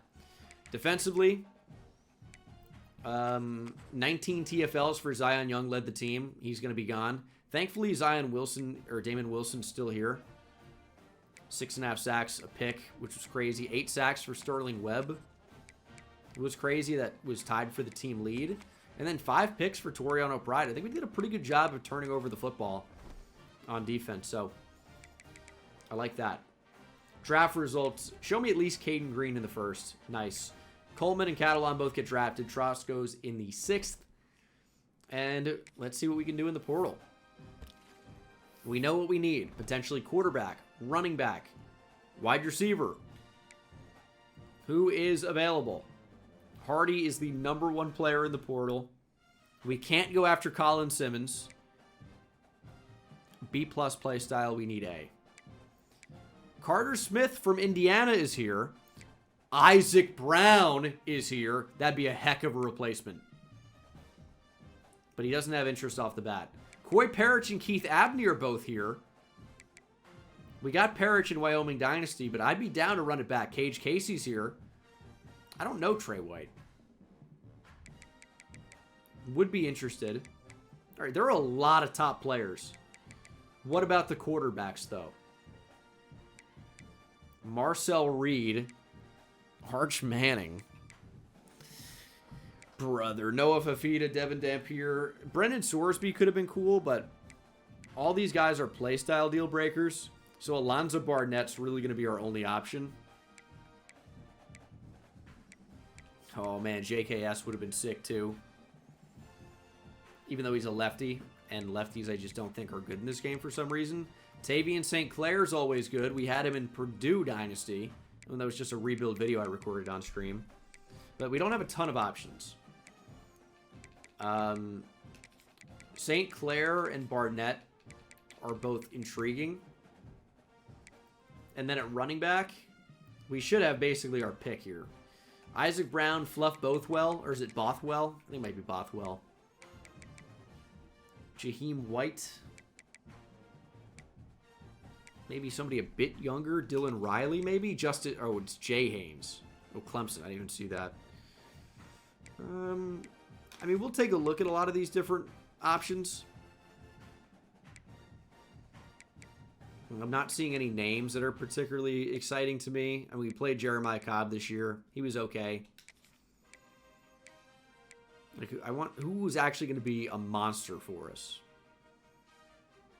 George Pettaway? Do we just recreate JMU's backfield? And we're definitely going to be taking a strong look. We talked about Bill Davis. We're going to be taking a strong look at running back here. Derek McFall's interesting. I think Texas was going after him. Anyway, we'll check it out. You'll see what the class ends up looking like. I think we found our quarterback. Potentially. Alonzo Barnett has committed to Mizzou, the JMU transfer. Joining him is Keith Abney. We might just dominate the portal. Austin Romaine, a big upgrade at Mike linebacker. Kip Lewis, a big upgrade at outside linebacker. Ooh. We've got some visitors this week. We are the #1 team in the nation. Recruiting is going very well. I wanted Tavian St. Clair. Why are there no hours on him? I'm confused. That was weird. He likes playing time. I kind of would prefer Tavian St. Clair. I mean, I got to assume he doesn't like F play style. But I think the smarter move is to just double soft sell. We can't schedule a visit because we've got DBs coming in this week. He might end up at Utah. That's a possibility.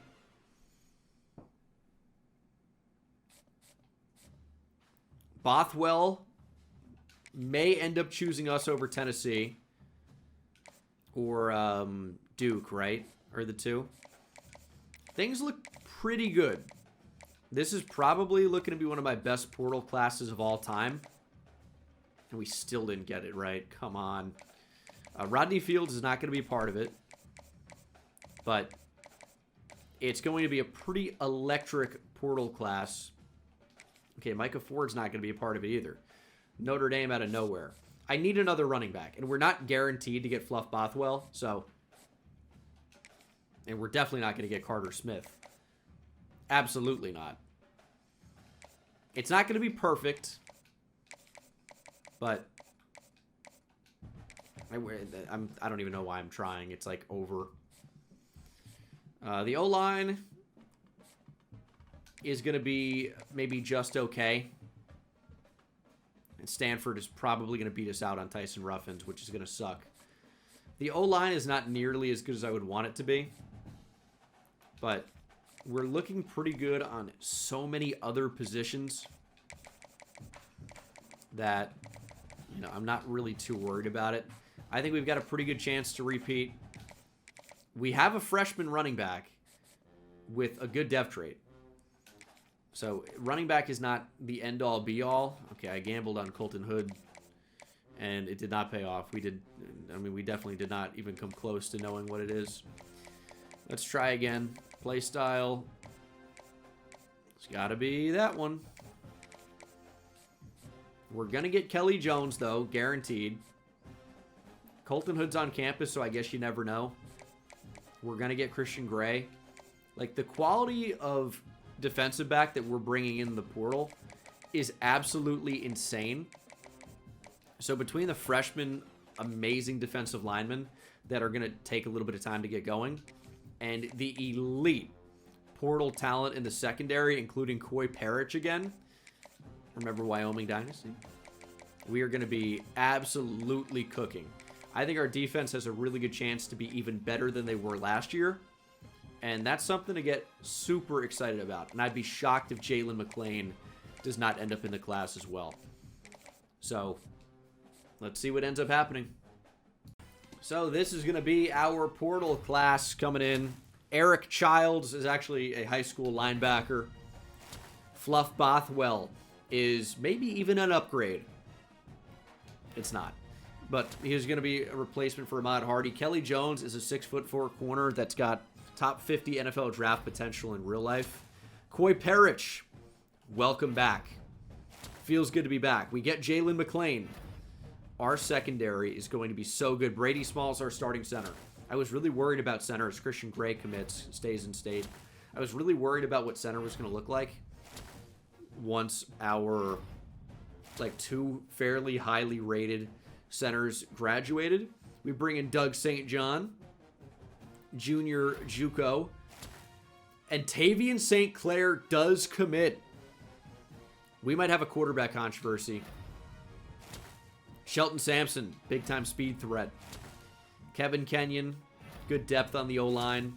Ashton Stamps, corner is absolutely ridiculous. Tao Johnson has a chance to start. There's our starting punter, John Hoyt Chance. Nolan Ray is good running back depth. We lost out on Colton Hood, who picked Louisville. That happens. That's just how that goes. We lost out on Tyson Ruffins, who did pick Stanford, and Carter Smith, who picked Ohio State. Nothing in there was a huge surprise.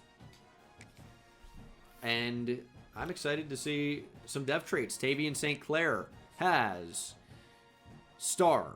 Barnett has star. At running back, missed out on Rodney Fields, who I thought looked pretty good, but we did get Nolan Ray. And Bothwell has star dev. We'll see what his development looks like. That could be exciting. We have star dev for Shelton Sampson, only a sophomore. At tight end, we looked at that. Obviously missed out on Carter Smith. Unfortunately, he would have been great. Kenyon and Freeze both have normal. St. John, impact. Normal for Tobias. Impact for Brady Small. Ruffins, we missed out on, had impact. Off the edge, we already knew about these guys. Super excited about the D-line. Impact for Kip Lewis. Normal for Eric Childs sucks. Impact for Austin Romaine. And then a corner. It's so good. These are not just 4 stars. They're 4-star transfers. So they're good right now.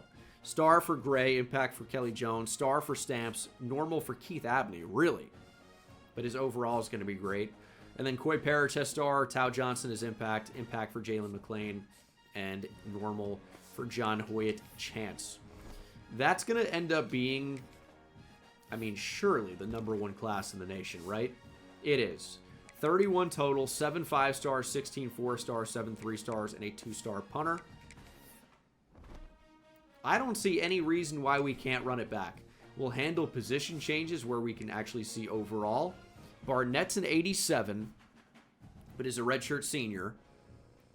Tavian St. Clair is an 80, but is a redshirt freshman with a cannon. Accuracy is not there yet. I mean, Barnett probably is going to be the starter. But it's going to be a we'll see. Bothwell's an 89.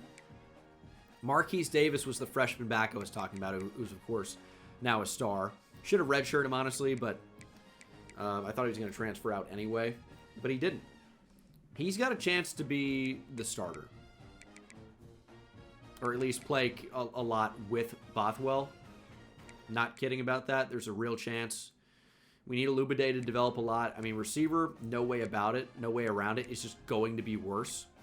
But I'm hoping Shelton Sampson can be awesome. I think Marquise Johnson can be awesome.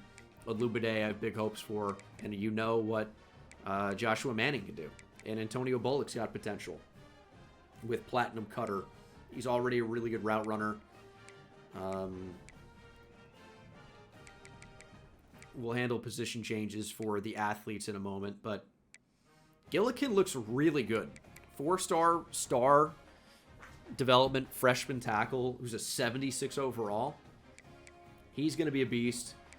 The O-line needs some changes, but Brady Small's a 90. And then the O-line, for the most part, looks pretty bad. Little John's a 78, 82 speed, 87 excel, 86 finesse moves, so he can get after the QB a little bit. Damon Wilson we still have. DeMarcus Wing is a 79, 82 speed, 88 acceleration, 88 finesse moves. He's pretty good. At D-tackle, we are going to be starting freshman probably. Well, you know, Grayson is star dev. He's going to develop a little bit. Siegler's got elite dev, 82 speed, 82 acceleration, 87 finesse moves. And then Bart Moan has 85 power moves. Pretty well-rounded, though. Not the fastest, but I like what he brings to the table. Although Siegler is just way better, in my opinion. Austin Romaine is a 90. Oh, that's nice. We're going to move him to outside linebacker, probably. Kip Lewis is an 87. And then at corner, Abney's a 91. Stamps is an 89 with Platinum Jammer. Christian Gray's an 85 with good speed. Kelly Jones is 6'4". And we might get him for another year after this as well. And then Jason Gooch, 91 speed, 94 excel, 78 overall true freshman. I love corner. At free safety, Coy Parrish looks incredible. We knew that. Tao Johnson looks very good as well. How do you not play him? And then Jalen McLean obviously looks really good. Team looks great. Dion Goss, we have to make the decision between defensive tackle and defensive end. He's a 77 overall. I think he's got a better chance to play at defensive tackle. So I think that's probably where he plays. Although, it looks like he'd be an okay linebacker. He's got 82 speed. He can tackle. I think his cover skills would be absolutely awful. He'd be a power rusher at right end. A speed rusher at left.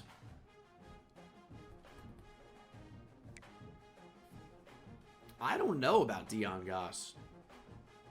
The idea of making him a speed rush defensive end where he can get quick jump and all these things is really intriguing, to be honest.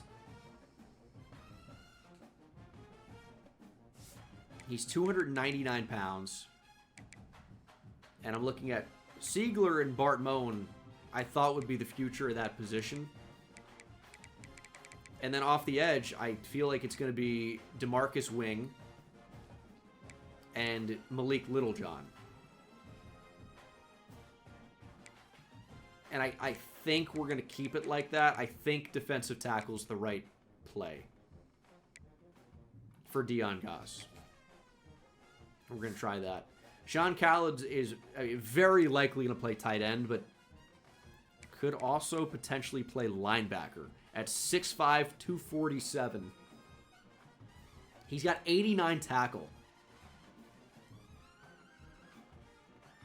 That is interesting. 86 speed. I mean, does he have good coverage? 57 man. We can't see his zone coverage from here. Two-way doesn't really exist so much in this game. It doesn't really work. But I'm thinking he's going to play linebacker. I think that's probably his best role. And that's kind of where we're a bit weak. I'm going to put Sean Khaled at Mike, where he's going to be 6'5", 250. But he's not really going to be able to play much tight end, I don't think. And then Eric Childs is kind of awful. Got 90 acceleration, though. 84 speed. The thought when we recruited him is that he was going to be a linebacker, but Sean Khaled kind of changes things a bit, despite not having the best dev trait. But we have edge rusher for the future, so we're just going to move him to Sam. And that'll be fine. So, I mean, maybe two-way player, linebacker, tight end. I don't know if it's going to work that well. But after Brett Norfleet, maybe he moves back even. I don't know. But those are pretty much the position changes. I'll move some things around in the O-line, but I like the way the team looks. We're way better than we were last year. Hey, that'll work. Keith Abney has upgraded his dev trait from normal, so hopefully he gets more points here. We'll see the training results as we get ready for the next season. So he's got 32 points. That's definitely going to make him better. Tavian St. Clair with 56 could make things interesting, but I really think Barnett's going to end up being the starter. Just think he's going to be better. Marquise Davis does have 50. It's a shame our pro potential's so bad, because if Ahmad Hardy just stayed, everything would be totally fine. We got some decent points at receiver, nothing crazy. The O-line appears to be awful, and that's because it may be awful. We'll see. Of course, none of the freshmen are in here. Damon Wilson is like going to be the same, unfortunately. But the other D tackles are going to get quite a big boost. But they're redshirt seniors. I just might prefer to play the freshmen over them. Only 26 points for Josiah Trotter with Star Dev, who started the entire year. Feels so strange. Corners have some decent skill points in there. I mean, corner is going to look just fantastic. Greco got a lot of points in there. We've got a lot of depth. You know, it seems like you could always be one injury away. But if somebody gets injured, like if quarterback gets injured, we got a quarterback. If a running back gets injured, we got running backs. Receiver, they're all about the same. O-line is the big problem. But, hey, we look pretty good here. We're about to see where Ahmad Hardy is. We are preseason number 4. We haven't upgraded the team yet, but we're going to after we set the recruiting board. Ahmad Hardy is at Iowa. You had to get away from the national champion Mizzou Tigers to take your talents to Iowa. Well, we are unlikely to play Ahmad Hardy this year. He is a Hawkeye. Were there any other crazy transfers? Bro, don't even show me that. I mean, there are a couple in here. Isaac Brown picked Bama. We saw a couple of these. Sam Levitt seems to be transferring in real life. Bryant Wesco to SMU. Caleb Lomu to ASU. Zay Glasker's a good player. He's at Oregon. Kevin Jennings is still around. Cam Coleman to Alabama. That makes sense. Yeah, you know what? We will play Iowa this year, and maybe early. We're playing Kansas every year. We'll play Illinois this year, and then it's an SEC schedule. But you know what? Week 12, not an option. But week 1, instead of a cupcake, maybe we play Iowa. AKA a cupcake. That's going to be season 1. Thank you so much for watching. We're not done yet. We're going to see if we can play and develop some of these players and potentially even leave Mizzou for another job when the time comes. But let's try and build a powerhouse here. I'll see you guys in the next one. Take it easy.